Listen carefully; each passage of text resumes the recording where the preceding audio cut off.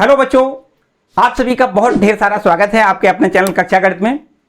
बच्चों, हम लोग आज पढ़ेंगे अवकलन के अनुप्रयोग और इसमें हम आपको लास्ट वाले 2 टॉपिक कंप्लीट करवाएंगे जिसमें आपको पढ़ना है मैक्सिमा एंड मिनिमा। बहुत ही इंपॉर्टेंट टॉपिक है, उच्चिष्ट और निम्निष्ट। और इसी से जुड़ा हुआ एक दूसरा और टॉपिक है, इसको हम कहेंगे सन्निकटन। सन्निकट वैल्यू हम कैसे ज्ञात करेंगे, मानी एप्रोक्सीमेशन इसको कहेंगे इंग्लिश में। इन दोनों टॉपिकों को यहां पर आज हमें कवर करना है, बहुत अच्छे तरीके से समझना है पहले और इसके सारे इंपॉर्टेंट क्वेश्चनों को भी कवर करना है। तो सबसे पहले हमने बताया कि दोनों टॉपिकों में से एक जो छोटा टॉपिक है, पहले हम उसकी चर्चा कर लेते हैं कि किसी भी मान का सन्निकटन मान, किसी भी वैल्यू जो हमें दिया जाएगा। जैसे हमें कुछ इस प्रकार का प्रश्न दिया जाए, √25, इसका आप मान बताएं, तो आप बड़ी आराम से कह सकते हैं कि इसका मान कितना होता है, 5। √25 की वैल्यू कितनी होती है, 5 होती है। इसी प्रकार हम कहें √36 का मान बताएं, तो आप कह सकते हो 6 होता है। लेकिन अगर हम कुछ इस प्रकार से आपसे कहें कि √25 लिखा है, इसके साथ में कोई दशमलव में एक संख्या और जोड़ दें, यहां 3 लिख देते, यहां पर हम लिख दें अगर √25.3 का मान बताइए भाई, तो अब तो हमारे लिए थोड़ा सा मुश्किल जैसा लगने लगा है कि हम इसकी वैल्यू कैसे ज्ञात करेंगे। हालांकि इसकी वैल्यू ज्ञात करने के लिए हमने आपको छोटे वाली क्लासों में आपने पढ़ा होगा कि यहां पर गुणनखंड विधि से भी हम इसका मान ज्ञात कर सकते हैं, लेकिन हमें उसका गुणनखंड वाला फॉर्मूला या उस प्रोसेस को नहीं अपनाना है। क्या करना है, अवकलन के अनुप्रयोग से इसकी वैल्यू हमें ज्ञात करनी है। क्या करना है, अवकलन के अनुप्रयोग से इसकी वैल्यू हमें ज्ञात करनी है। तो वो हमें कैसे ज्ञात करनी है उसके बारे में स्टेप बाय स्टेप समझिए। हालांकि इसके लिए जो फॉर्मूला है उस फॉर्मूले का भी निगमन है, लेकिन बोर्ड में कभी पूछा नहीं जाएगा। आपसे सीधा और सीधा √25.3 या ऐसा कुछ संख्या दी जाएगी, इसकी वैल्यू हमसे पूछी जा सकती है। तो बस इसको हम कैसे कैसे हल करेंगे, स्टेप बाय स्टेप इसको समझ लेते हैं। ठीक, सबसे पहले क्या करेंगे, यहां पर √25.3 हम इसी सवाल को पूरा कर देते हैं। √25.3 का मान यहां पर हम ज्ञात करके बता देते हैं, और वो भी अवकलन के अनुप्रयोग के द्वारा। ठीक है, आप कैसे करेंगे देखें, ध्यान से समझें। जैसे कभी हमने आपको एक तो एग्जाम्पल ले लिया कि 25.3 का मान हम ज्ञात करें। बाय द वे एक दूसरा एग्जाम्पल और यहां पर हम लेके आपको बताएं। जैसे मान लो ये लिखा है 26 की पावर 1/3, इसकी भी वैल्यू हमें ज्ञात करके बताओ। इसका हमें सन्निकटन मान ज्ञात करके बताना है, कैसे बताओगे। तो यहां पर देखो हमने अब 2 सवाल रख दिए, 2, एक सवाल हम हल करेंगे और एक ही प्रोसेस होगी, जो या तो ये कर लें या ये कर लें, एक ही प्रोसेस है। ठीक है, तो यहां पहले इस प्रश्न के बारे में समझें। अगर यहां पर √25.3 का मान ज्ञात करना है, तो आपको यहां पर क्या मानना है, आपको मानना है y बराबर √x। यहां पर अगर अंडर का निशान है तो y बराबर √x मान लें। इस प्रश्न में क्या मानेंगे, देखो ध्यान से समझें। इस प्रश्न में भी आपको यही मानना है, लेकिन 1/3 पावर लिखा है तो आपको 1/3 मानना है। अंडर का मतलब क्या होता है, 1/2 पावर होता है, और यहां पर 1/3 पावर लिखा है। तो यहां अगर इस प्रश्न को हल करना होता हमें, तो हम यहां पर y बराबर x की पावर 1/3 लिखते। बात आ रही समझ में। यहां पर अगर अंडर का निशान है तो आपको y बराबर √x मानना है, और अगर इस प्रश्न को हल करना है तो आपको जैसे 1/3 पावर है तो यहां x पावर 1/3 मानेंगे, और यहां पर अगर 1/4 पावर या 1/5 पावर, जो भी पावर यहां पर लगी है बस उसी को यहां पर लिख लेना है। y बराबर x पावर अगर 1/5 है तो यहां लिखना है y बराबर x पावर 1/5। ठीक है ना, और यहां पर अगर 3 है तो 3 लिख दें। ठीक, इतना तो सेम है। इसके बाद में अब हमें क्या करना है, हम दोनों स्टेप हम एक साथ लेके दोनों प्रश्नों को चल रहे हैं, बस 2-3 स्टेप साथ में लेंगे फिर छोड़ देंगे। बात समझना ध्यान से। अब हमें अगले वाले स्टेप में क्या करना है, पहला स्टेप तो हमने बताया कि y बराबर √x मानना है, अथवा अगर ये प्रश्न है तो y बराबर x पावर 1/3 मानना है। ठीक है, दूसरे स्टेप में क्या करना है, दूसरे स्टेप में देखो हम यहां पर x की ऐसी वैल्यू माने यहां पर रखें। इस प्रश्न को देख के हम x की वैल्यू ऐसी रखें जिसमें उसका वर्गमूल आ जाए। ये अंडर का निशान है ना, तो अंडर का निशान ये आपका, इस पर हम वर्गमूल आ जाए ऐसा x का मान हम मानेंगे। पूर्ण राशि हम ऐसी मानेंगे, पूर्ण राशि। देखो यहां पर 25.3 है, तो यहां पर अगर हम x बराबर 25 मान लें तो निश्चित रूप से हम √25 का मान ज्ञात कर सकते हैं। कितना, 5। √25 बराबर कितना होता है, 5।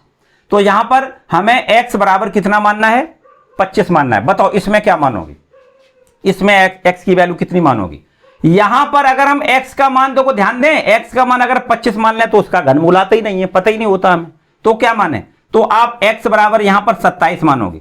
कितना, x बराबर 27। क्यों, क्योंकि अगर हम बात करें यहां पर x का मान 27 रख दें और 27 की पावर 1/3 मतलब 27 का घनमूल पता होता है कितना, 3।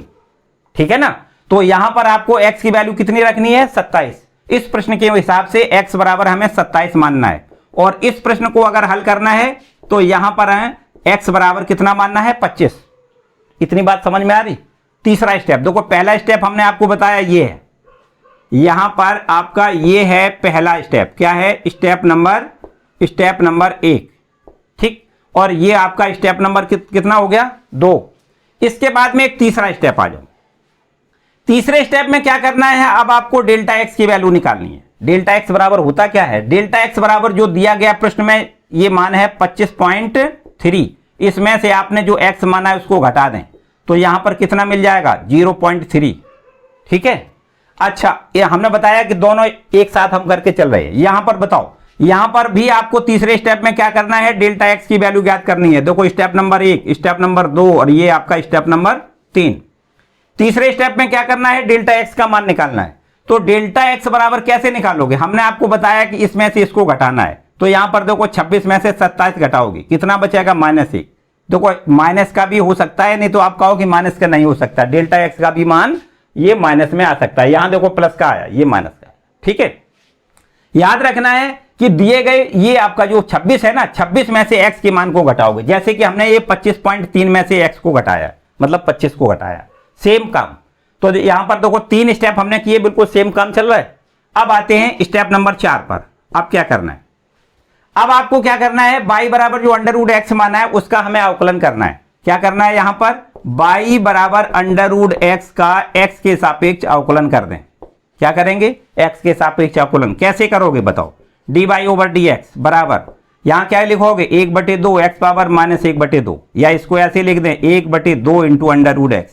ठीक है, चलिए इस स्टेप में बताओ कैसे करोगे, इसमें कैसे करोगे, बात वही है बिल्कुल, इसका अवकलन करना है। तो ये है y बराबर x पावर 1/3 का अवकलन कर दें।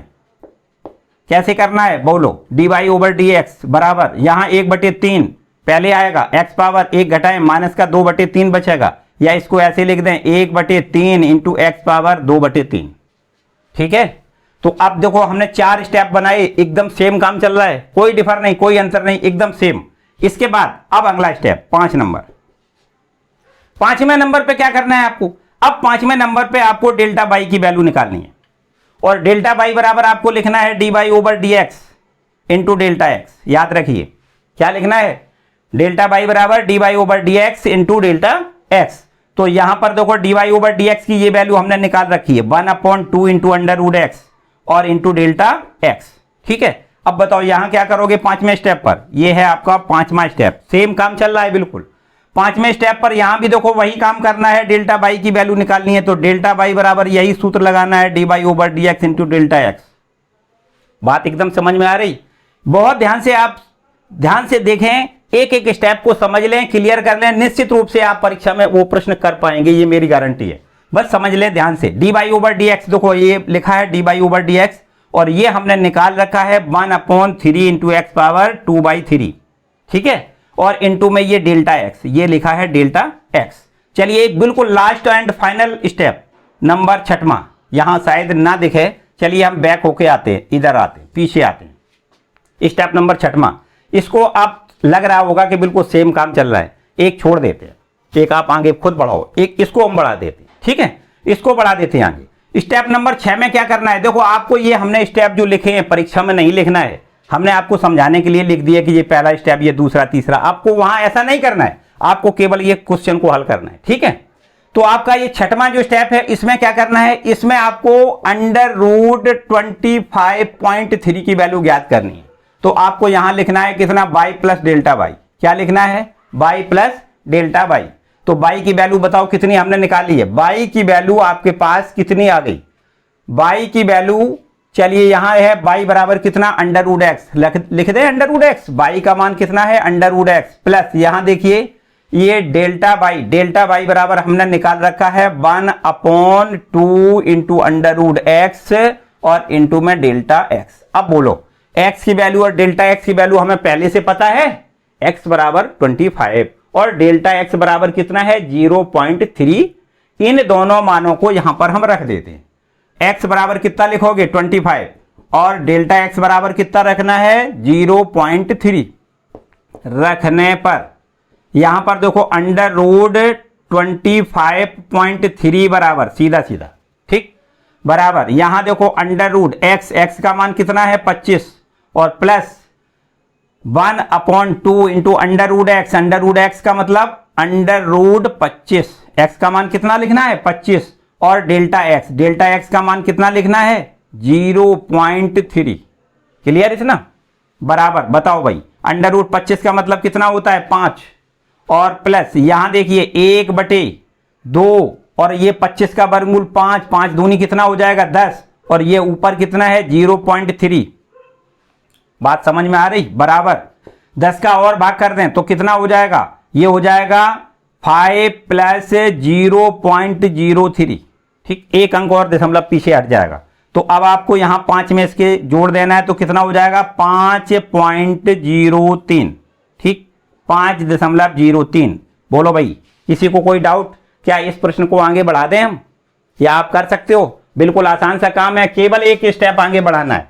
क्या लिखना है 26 की पावर 1/3 बराबर क्या लिखना है y प्लस डेल्टा y का मान और डेल्टा y का मान यहां पर रख के हम सीधा सीधा उसको हल कर सकते हैं। ठीक है, तो एक प्रकार का प्रश्न आपका ये हो गया, केवल एक प्रकार का। हमने बताया कि यहां पर इस सन्निकट वाले चैप्टर से, सन्निकट वाले टॉपिक से आपको 2 प्रकार के प्रश्न मिलेंगे।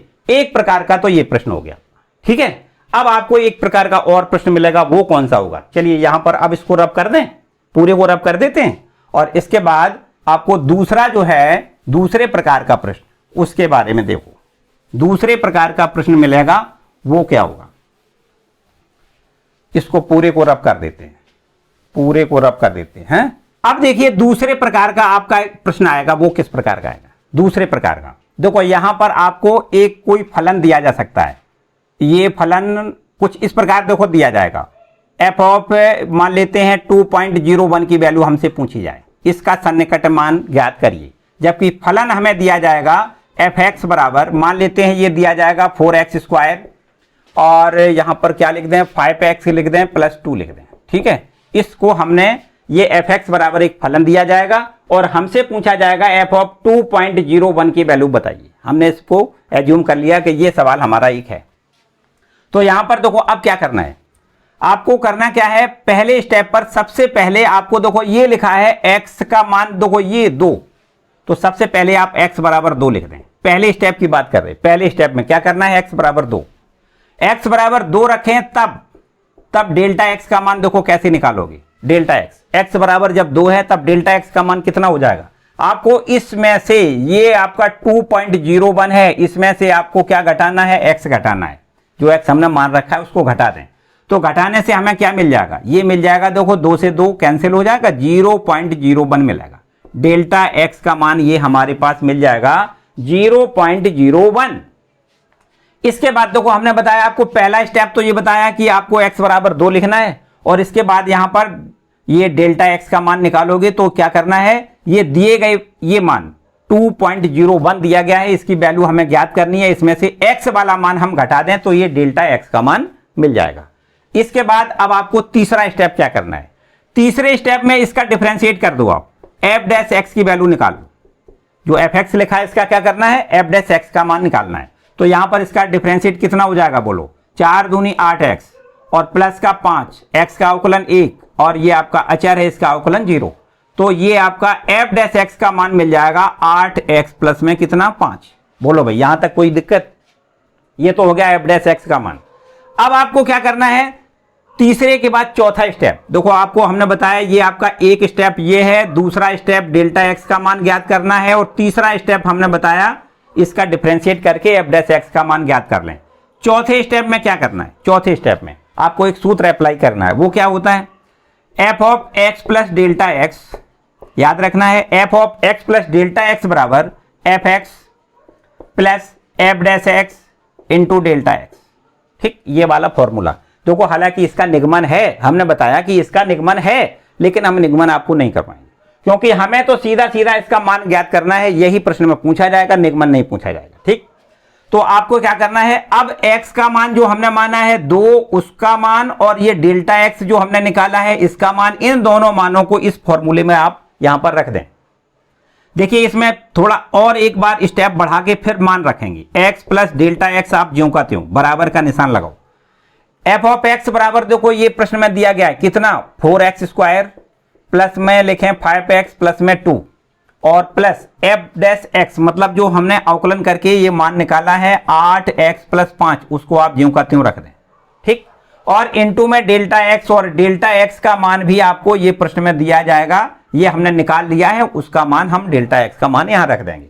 चलिए अब सब मान यही रख देते हैं, x का मान 2 लिख दें, डेल्टा x का मान 0.01 रख दें, और ये हमें x और डेल्टा x के मान जैसे इस वाले सूत्र में रख दें, बस समझो काम आपका हो गया खत्म। देखो कैसे, x की वैल्यू 2 लिखें प्लस डेल्टा x की वैल्यू कितनी 0.01 लिख दें। ठीक है, इस प्रकार से बराबर का निशान लगाओ। यहां पर देखो 4 और x की वैल्यू कितनी लिख दें, 2 का स्क्वायर लिख दें, प्लस में 5 इंटू x का मान 2 लिखें, प्लस में 2 लिखें, फिर प्लस यहां पर देखो ब्रैकेट में लिखना है 8 गुणे x का मान कितना लिखना है 2 प्लस में 5 ब्रैकेट बंद कर दें, और into delta x, delta x का मान ये रखना है कितना, ये रखना है 0.01। इसको हल करें, बस समझो आंसर आ जाएगा। f ऑफ 2.01, देखो ध्यान दें, इनको दोनों को जोड़ दें, कितना हो जाएगा f ऑफ 2.01, जिसका मान हमें ज्ञात करना था। बस समझो आंसर आ गया, समझो इसको हल कर लें, आंसर आ गया। 2 का स्क्वायर 4, 4 का 4 में मल्टीपल 4 चौको 16 लिख दें, 5 दूनी 10 लिख दें, प्लस का लिखें 2, और इसके बाद प्लस ये देखो 8 दूनी 16, 5 कितना हो जाएगा 21, 21 इंटू में 0.01। ठीक है, बस समझो आंसर आ गया। कैसे, देखो ध्यान दें, 16 और 10 26, 26 में 2 और जोड़ें तो 28 हो जाएगा, प्लस यहां पर 21 में 0.01 का अगर हम मल्टीपल कर दें तो ये हो जाएगा 0.21, और बस इसमें 28 में जोड़ दें तो कितना आंसर आ जाएगा 28.21, ये आपका देखो आंसर आ जाएगा। ठीक है, f ऑफ 2.01 की वैल्यू आपको यहां मिल गई कितनी, 28.01। तो यहां पर सन्निकट वाले टॉपिक से केवल और केवल 2 प्रकार के प्रश्न आएंगे, जिसमें हमने आपको पहला एक प्रश्न बताया और साथ साथ ये आपका दूसरा प्रश्न ये लिखा हुआ। ठीक है, केवल और केवल ये संख्या कुछ बदल सकती है, फलन का मान बदल सकता है। वैसे तो प्रश्न में हमने जो प्रश्न चुने हैं वो बहुत ही बढ़िया प्रश्न, वो प्रश्न है जो बहुत बार पूछे गए। ठीक है, अभी हम प्रश्न बनाएंगे, इसको बताएंगे, इसमें से कौन कौन से प्रश्न हमने चुने हैं उनको हम आपको अभी बताएंगे। चलिए अब हम बात करते हैं आपसे मैक्सिमा और मिनिमा की। तो मैक्सिमा क्या होता है, मिनिमा क्या होता है, चलो इस पर हम फोकस करके आपको पूरी बात बताएं कि मैक्सिमा क्या है, मिनिमा क्या है। देखिए इसको रब कर लें, पहले एकदम पूरा आपको ध्यान से पढ़ना है, पूरा वीडियो अच्छी तरीके से अगर आप बात करेंगे तो निश्चित रूप से आप सभी सवालों को अच्छी तरीके से आप हल कर पाएंगे। चलिए देखो मैक्सिमा एंड मिनिमा क्या है, समझें बात ध्यान से। आपसे बात करें जैसा कि उसका नाम है मैक्सिमा एंड मिनिमा, मतलब उच्चिष्ट और निम्निष्ट। उच्चिष्ट का मतलब सबसे ऊंचा, और निम्निष्ट का मतलब नीचा। अगर हम किसी बॉल को थ्रो करें, फेंकें, तो यहां पर सबसे ज्यादा ऊंचाई पर जाएगी एक बार, और जहां पर सबसे ज्यादा ऊंचाई होगी तो वहां पर बॉल निश्चित रूप से 1 सेकंड के लिए रुकेगी, और फिर इसके बाद वो नीचे की ओर आएगी। ठीक है, तो जहां पर वो सबसे ज्यादा ऊंचाई पर गई और वहां पर रुकी, वो ऊंचाई आपकी क्या कहलाएगी, मैक्सिमा कहलाएगी। ठीक, अधिकतम ऊंचाई कहलाएगी उसकी, और नीचे आके जब गिरेगी तो उसको हम कहेंगे निम्नतम ऊंचाई। ठीक है, तो ये तो हो गई उच्चतम और निम्नतम की बात। देखिए अगर हम किसी भी बात करते हैं, किसी फलन का अगर हम ग्राफ खींचें, तो ग्राफ खींचने में इस प्रकार से समझें। ये मान लेते हैं कि हमने, ये हो गया आपका एक्स अक्ष और ये हो गया वाई अक्ष, और ये यहां पर ये ओरिजिन हो गया, मूल बिंदु हो गया। ठीक, अब हम यहां पर एक फलन का ग्राफ कुछ इस प्रकार खींच दें, देखो ध्यान दें, इस प्रकार से देखो ग्राफ हमने खींचा। ठीक, इस प्रकार से बात ध्यान से समझना, यूं ऐसे ऐसे ऐसे, ठीक है, यूं ऐसे भी हो सकता है। इस तरीके से हमने लोग ग्राफ खींच दिया, ठीक है। अब आपको ध्यान से समझना है, ये कुछ इस प्रकार से खिंचा, या हम अपने रियल लाइफ में कुछ थोड़ी सी बातें बताएं। जैसे मान के चलो कि किसी हम पहाड़ों पे घूमने गए, ठीक है, तो जब हम पहाड़ों पे घूमने गए तो वहां पर कुछ ऊंची पर्वत श्रृंखलाएं मिली, कुछ नीची पर्वत श्रृंखलाएं मिली। तो हम ये कहें कि अगर हम एवरेस्ट पे चढ़ गए तो हम ये कहेंगे सबसे ऊंचाई चोटी पे चढ़ गए, ठीक है ना, एवरेस्ट सबसे ऊंची चोटी है, तो हम कहेंगे कि सबसे ऊंची चोटी पे हम चढ़ गए। तो यहां पर अगर हम देखें यहां पर, तो यहां पर क्या हुआ, ये आपका उच्चतम बिंदु है, देखो यहां पर। फिर इसके बाद में आए यहां पर, ये निम्नतम बिंदु है। इसके बाद ये देखो, ये भी उच्चतम बिंदु है, और ये आपका ये निम्नतम बिंदु है। फिर इसके बाद ये उच्चतम बिंदु है, ये निम्नतम बिंदु है, ये उच्चतम बिंदु है, ये निम्नतम बिंदु है, और फिर इसके बाद में ये आपका क्या है, ये भी उच्चतम बिंदु है, और इसके बाद ये निम्नतम बिंदु है। तो इस तरीके से क्या हुआ, ये ऊंचे नीचे करके हमने पॉइंट बनाए। देखो क्यों बनाई, इसका भी मतलब समझो। ये भी आपका देखो उच्चतम बिंदु है, और ये भी आपका उच्चतम बिंदु है। क्या है ये, उच्चतम बिंदु ये भी है, उच्चतम बिंदु भी ये भी है। तो अब बताओ, इसको उच्चतम कहोगे या इसको उच्चतम कहोगे? दोनों को कहोगे भैया, दोनों को कहोगे। लेकिन इस उच्चतम और उस उच्चतम में देखो फर्क क्या है, ये देखिए, ये भी उच्चतम बिंदु है, ये भी उच्चतम बिंदु है, लेकिन ये उच्चतम बिंदु है सबसे उच्चतम। क्या है, सबसे उच्चतम। इसको हम निरपेक्ष उच्चतम भी कह सकते हैं, एब्सोल्यूट मैक्सिमा। क्या कह सकते हैं, उच्चतम या निरपेक्ष उच्चतम बिंदु, या इसको हम एब्सोल्यूट मैक्सिमा भी कह सकते हैं। और इसी प्रकार देखो यहां पर आ जाओ, ये भी आपका देखो क्या है, निम्नतम है, लेकिन ये भी तो निम्नतम है, और ये सबसे छोटा निम्नतम है, मतलब सबसे नीचा है ना, निम्नतम से भी निम्नतम ऐसे कहें। तो इसलिए इसको हम क्या कहेंगे, एब्सोल्यूट मिनिमा। ये इसको क्या कहोगे आप, निरपेक्ष निम्नतम मान, और ये निरपेक्ष उच्चतम मान। बात समझ में आ रही? तो अगर ये उच्चतम है तो ये क्या है, हमने बताया ये भी उच्चतम है। तो अब इस उच्चतम को क्या कहोगे, इस उच्चतम को आप क्या कहोगे? देखो ध्यान दें, दो शब्द समझें आप। एक शब्द है स्थानीय उच्चतम, स्थानीय उच्चतम, इसका नाम क्या है, स्थानीय। एक है स्थानीय उच्चतम, इसको इंग्लिश में कहेंगे हम local minima, local maxima, minima नहीं मैक्सिमा। और एक शब्द है आपका स्थानीय निम्नतम, स्थानीय निम्नतम मानी लोकल मिनिमा, लोकल मिनिमा। देखो दो शब्द हमने बताए, ध्यान से समझना, स्थानीय उच्चतम और स्थानीय निम्नतम।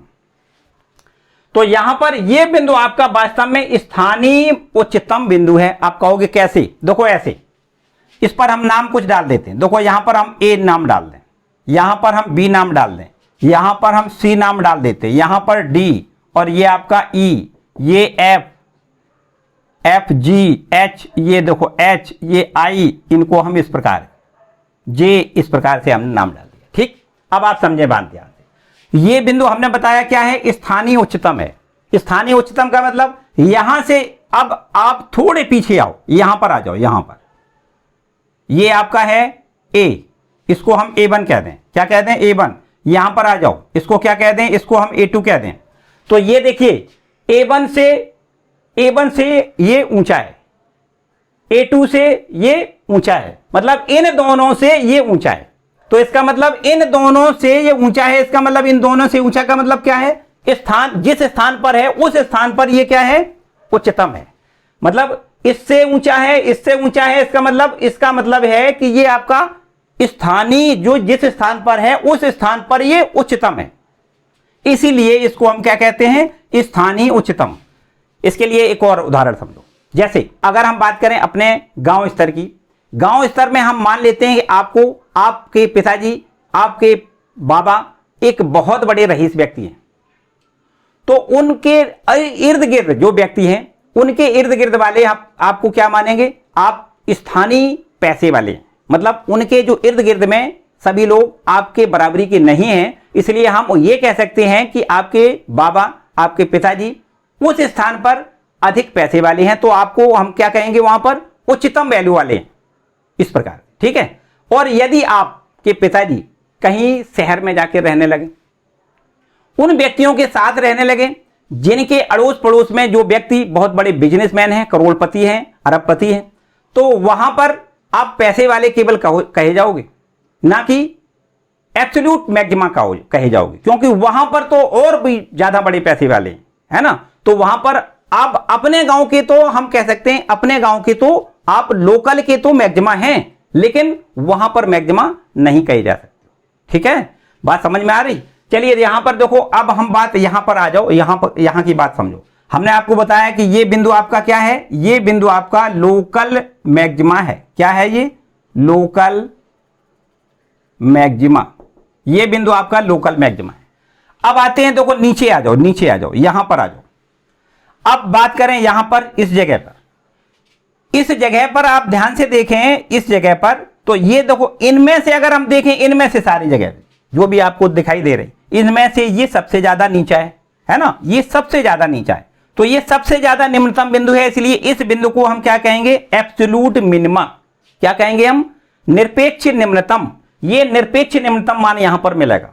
और इसके बाद ये भी देखो, ये भी निम्नतम है, ये भी निम्नतम है, लेकिन ये निम्नतम कहां से है? देखो ध्यान दें, इसके बाद अगर हम इसके आगे पीछे बात करें, इसके बाद देखो यहां पर आ जाएं, इसके बाद यहां पर आ जाएं, इसके पीछे, इसके आगे, इन दोनों बिंदुओं से यहां पर मान लेते हैं ये D1 है, इसको क्या लिख दें? D1, इसको क्या लिख दें? D2। तो यहां पर D के पहले, D के बाद में अगर दोनों जगह पे देखें तो ये देखो क्या है, ये इससे सबसे ज्यादा, ये इन दोनों से ये सबसे ज्यादा नीचा है, इसलिए इसको हम क्या कहेंगे? Local minima. इसको क्या कहेंगे हम? लोकल मिनिमा कहेंगे। और इसको क्या कहेंगे? इसको कहेंगे हम एब्सोल्यूट मिनिमा, क्योंकि यहां पर इन सब की अपेक्षा अगर देखा जाए तो ये सबसे नीचा है, इसलिए हम इसको क्या कहेंगे? एब्सोल्यूट मिनिमा, ठीक है। और ये आपका लोकल मिनिमा है, ये भी आपका लोकल मिनिमा है। कोई भी देखो, एक बात और समझें, बात ध्यान से, तो यहां पर इस ग्राफ को थोड़ा सा यहां पर हम रब कर दें और थोड़ा सा एक नया देखो यहां पर कुछ इस प्रकार बना दें, इस प्रकार से देखो, यहां से ये ऊपर गया और फिर इस प्रकार से बना दें। देखो ध्यान दें, इसको क्या कहोगे आप? इसको क्या कहोगे? ये आपका क्या है? ये आपका है उच्चतम। क्या है ये? उच्चतम है। और यहां पर ये देखो क्या हो गया? ये आपका निम्नतम हो गया। तो देखने में ये लग रहा है, देखो ध्यान दें, ये कोई जरूरी नहीं है कि उच्चतम है तो ये निम्नतम के बराबर होगा या निम्नतम से छोटा होगा। देखो ध्यान दें, यहां पर ये उच्चतम है, लेकिन यहां पर जब हम पहुंचे ये निम्नतम, तो निम्नतम ये है जरूर, लेकिन ये उच्चतम से ऊंचा है। क्या है ये? इसकी वैल्यू, जो निम्नतम की वैल्यू है वो क्या है? उस उच्चतम से भी अधिक है, ऐसा भी संभव है, ठीक है। या इसको अगर हम अपने ऊपर ढालें, जैसे मान लेते हैं कि आप अपने विद्यालय की 80% लेके टॉपर बन गए, आप अपने विद्यालय के 80% नंबर लेके टॉपर बन गए, मतलब एब्सोल्यूट, मतलब लोकल के मैक्सिमा हो गए, इस प्रकार मान लेते। अब यदि आप किसी दूसरे विद्यालय में गए, तो वहां पर जब दूसरे विद्यालय में गए तो वहां पर एक रद्दी, बिल्कुल रद्दी किस्म का जो लड़का है, उसके भी 84-85% नंबर है, हम ये मान लेते हैं 85% नंबर है। आप अपने विद्यालय के 80% लेके टॉपर हैं, लेकिन जब किसी दूसरे विद्यालय में आप गए, बहुत अच्छा स्कॉलरशिप विद्यालय है, और वहां पर आप जब पहुंचे तो वहां पर एक रद्दी किस्म का जो लड़का था उसके भी 85% है। तो अब आप क्या कहोगे? आप अपने आप के तो टॉपर हैं, लेकिन वहां पर जब आप गए तो लोअर से भी लोअर हो गए, लोअर से भी कम हो गए, ठीक है। तो ऐसा हो सकता है कि आप स्थानीय, जहां पर ये आपका स्थानीय जो उच्चतम मान है वो स्थानीय निम्नतम मान से भी कम हो सकता है, ठीक है, ऐसा भी संभव है। चलो ये तो बातें रही। अब बात करते हैं कि इन प्रश्नों को कैसे हल करेंगे। यहां पर ये तो हमने आपको बताया कि एब्सोल्यूट मैक्सिमा क्या होता है, एब्सोल्यूट मिनिमा क्या होता है, या स्थानीय उच्चतम और स्थानीय निम्नतम क्या होता है, मानी लोकल मैक्सिमा और लोकल मिनिमम क्या होता है, इसके बारे में बताया। अब बात करते हैं जो आपके प्रश्न आएंगे, उस प्रश्न में कैसे पहचानेंगे कि ये मैक्सिमा है, मिनिमा है। इसके लिए आपके पास 2 रूल है, केवल और केवल 2 रूल है।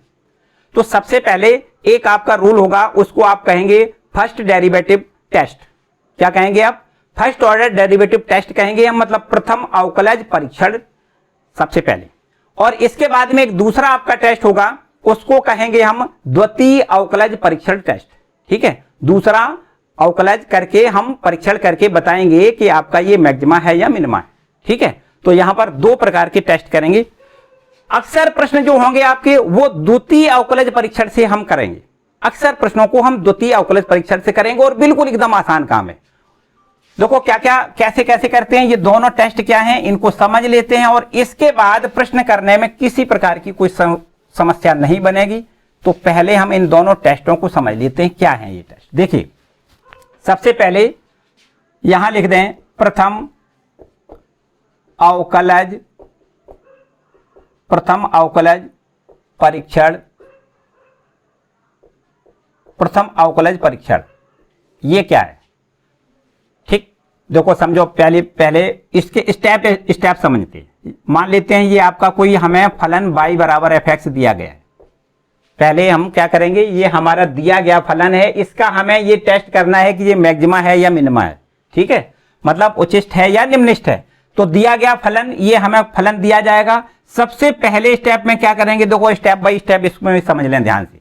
सबसे पहले स्टेप में क्या करेंगे, हम इसका अवकलन करेंगे, x के सापेक्ष इसका अवकलन करेंगे। तो y का अवकलन dy ओवर dx और यहां f डैश x लिख दें। तो पहला अवकलन करने के बाद ये आपका एक स्टेप क्लियर हो जाएगा। इसके बाद फिर दूसरे स्टेप में क्या करेंगे, ध्यान से समझना है। पहले हम सबसे पहले दिया गया फलन है उसका आप पहली बार अवकलन करें। दूसरे नंबर पे दूसरा स्टेप क्या करना है, आपको dy ओवर dx बराबर 0 लिखना है। क्या करना है, dy ओवर dx बराबर 0 लिखना है। और dy ओवर dx बराबर 0 रखने के बाद फिर हम इसको हल करेंगे और हल करने के बाद यहां पर जैसे ही हम f डैश x बराबर 0 लिखेंगे उसमें से हमें x की कुछ वैल्यू मिल जाएंगी। मान लेते हैं x की वैल्यू c1 c2 कुछ, या हमें एक ही मान मिले, मान लेते हैं x बराबर c मिल गया। क्या मिल गया, x बराबर c। और अब हम यहां पर तीसरे स्टेप पर क्या करेंगे, देखो ध्यान से समझना है। पहला स्टेप पहली बार अवकलन, दूसरा स्टेप में क्या करेंगे, हम dy ओवर dx जो निकाला उसको 0 के बराबर लिखें और फिर इसको हल करके x के हम मान ज्ञात कर लेंगे, जैसे हम क्रिटिकल पॉइंट निकालते थे उस प्रकार। तो x बराबर ये c मिल जाएगा।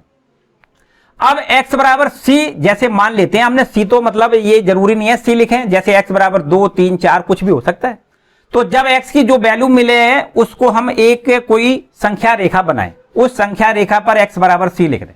ठीक, और इस c से थोड़ा पहले थोड़ी देर के लिए मान लेते हैं कि यहां पर हमें c के जगह पर मान लेते हैं ये 2 मिल गया। कितना मिल गया, 2, मतलब x बराबर 2 हो गया। और इस x बराबर 2 से कुछ पहले वाले मान को देखें, पहले मान क्या होगा, 1 होगा।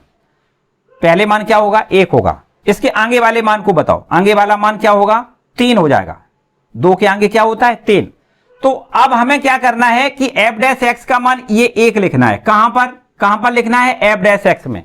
f डैश x में अगर हमने ये मान लिख दिया 1 और फिर हमें वैल्यू क्या मिली, मान लेते हैं प्लस वैल्यू मिल गई।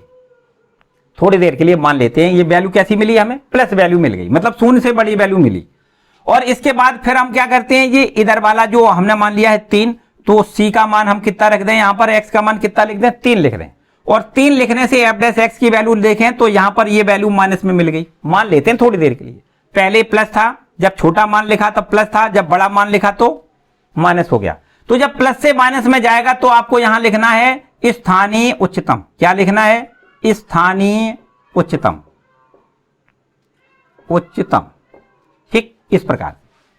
और यदि ये देखो उल्टा हो जाए, कैसे, ये जो नंबर लाइन हमने बनाई है, ये यहां पर c वैल्यू है, c से थोड़ा कम, c से थोड़ा कम मतलब c माइनस h ऐसे लिख सकते हो। c से थोड़ा अधिक तो c प्लस h लिख सकते हो। तो यहां से c से जब कम मान निकाला तो मान लेते हैं माइनस में आया, और जब c से थोड़ा अधिक करके यहां पर मान निकाला तो ये प्लस में आ गया। तो ये माइनस से प्लस में हो गया। अगर माइनस से प्लस में कन्वर्ट होता है तो आपको यहां लिखना है स्थानीय निम्नतम। ठीक, इसको आपको याद रखना है। ये आपका टेस्ट क्या कहलाता है, फर्स्ट डेरिवेटिव टेस्ट कहलाता है। ठीक है, अब बात करते हैं, अगर फर्स्ट डेरिवेटिव टेस्ट के बाद द्वितीय अवकलज परीक्षण की बात करें। द्वितीय अवकलज परीक्षण हमने बताया 80% प्रश्नों में आपको द्वितीय अवकलज परीक्षण ही करना है। हालांकि किसी भी सवाल में आप इस टेस्ट को कर सकते हो, किसी भी सवाल में। अगर बाय द वे, ये तो हर एक में ही हो जाएगा, हर एक में। यदि बाय द वे द्वितीय अवकलज परीक्षण कहीं करते हैं और कहीं कुछ ऐसी स्थिति भी आएगी किसी किसी प्रश्न में कि वहां पर द्वितीय अवकलज परीक्षण फेल हो जाएगा, तब आपको फर्स्ट अवकलज टेस्ट ही अप्लाई करना है। तो इसलिए ये तो आप किसी भी प्रश्न में कर सकते हो। द्वितीय अवकलज परीक्षण क्या होता है, यहां लिख लें द्वितीय, चलो इसको हम रब कर देते हैं, और द्वितीय अवकलज परीक्षण समझो क्या है, इसको रब कर देते हैं। द्वितीय अवकलज परीक्षण समझो क्या है, यहां प्रथम के स्थान पर आपको लिखना है द्वितीय अवकलज परीक्षण।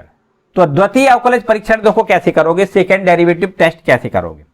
इसके लिए देखो ये हमें फलन तो प्रश्न में दिया जाएगा y बराबर fx, ये तो हमें प्रश्न में दिया जाएगा, और इसका हमें परीक्षण ये करना है कि ये उच्चिष्ट है या निम्निष्ट है। कैसे करोगे समझो बहुत ध्यान से। सबसे पहला स्टेप तो वही हमने बताया आपको क्या करना है, इसमें हमें सबसे पहले इसका अवकलन करना है, dy ओवर dx बराबर में यहां लिखना है f डैश x। ठीक, पहला स्टेप। स्टेप नंबर दूसरा क्या करना है, d2y ओवर dx2 निकालना है, सीधा सीधा पहला अवकलन, और इसके बाद पुनः अवकलन कर दें तो d2y ओवर dx2 निकल आएगा, f डबल डैश x लिख दें। पूरी बात ध्यान से समझना है। पहले हमें क्या करना है, पहली बार अवकलन करना है, और फिर इसके बाद सीधा सीधा इसको हम डबल टाइम दोबारा से फिर अवकलन करें तो d2y ओवर dx2, मतलब इसका हम द्वितीय अवकलन कर देंगे। पहला अवकलन फिर दूसरा अवकलन। अब हमें क्या करना है तीसरे स्टेप में, उच्चिष्ट अथवा निम्निष्ट के लिए, उच्चिष्ट या निम्निष्ट के लिए, उच्चिष्ट और निम्निष्ट के लिए, उच्चिष्ट तथा निम्निष्ट के लिए हमें क्या करना है, तो यहां dy ओवर dx बराबर 0 लिखें, और फिर इसके बाद यहां पर जब dy ओवर dx का मान 0 लिख देंगे, फिर इसके बाद इसको हल करेंगे तो x के कुछ मान मिलेंगे। मान लेते हैं 2 मान मिल गए, 1 भी मिल सकता है 2 भी मिल सकते हैं। इसको हल करने पर यहां पर x के मान लेते हैं, 2 मान मिले, 1 मान मिल गया c1, 1 मान मिल गया हमें c2। अब हमें तीसरे के बाद चौथे स्टेप पर क्या करना है, देखो ध्यान दें। जो भी यहां पर x के मान मिले उन x के मानों को डबल वाली डिफरेंशिएट जहां पर किया है d2y ओवर dx2 में यहां रख दें। देखो ध्यान दें, x बराबर c1 पर d2y ओवर dx2 का मान निकालें, और निकालने पर यदि ये प्लस वैल्यू देता है, क्या कर दे, x बराबर c1 पर d2y ओवर dx2 का मान निकालें, और निकालने पर यदि ये प्लस वैल्यू दे मानी शून्य से बड़ा आ जाए, तो निश्चित रूप से आपको लिखना है फलन आपका कैसा होगा, निम्निष्ट होगा। फलन निम्निष्ट होगा। ठीक, याद रखना है कब निम्निष्ट होगा, जब ये x का मान रखने पर d2y ओवर dx2 का मान, मतलब डबल डिफरेंशिएट जो हमने करा है उसका मान हम देखेंगे ये प्लस वैल्यू दे रहा है या माइनस वैल्यू दे रहा है। तो अगर प्लस वैल्यू देता है तो आपको लिखना है फलन आपका निम्निष्ट है, और यदि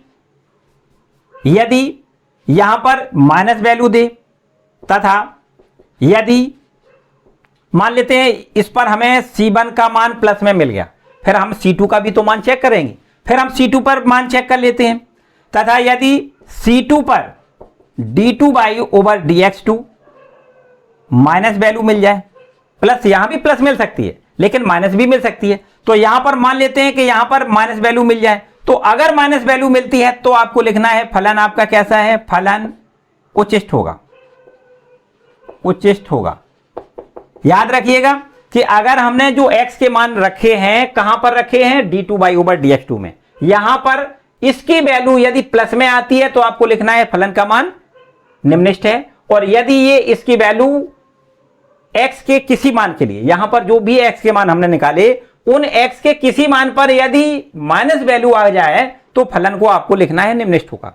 अब प्रश्न में पूछा जाए आप निम्निष्ट अथवा उच्चिष्ट मान बताइए, तब कैसे बताओगे, यहां पर क्या कर रहे हैं, x बराबर c1 आप फलन में लिख दें, x बराबर c1 पर फलन का मान निकालें, fx का मान निकालें, fc का मान निकालें, समझो fc1 का मान निकालें, और fc1 का जो भी मान होगा वो आपको क्या कहलाएगा, उच्चिष्ट मान कहलाएगा। fc1 बराबर क्या कहलाएगा, उच्चिष्ट मान।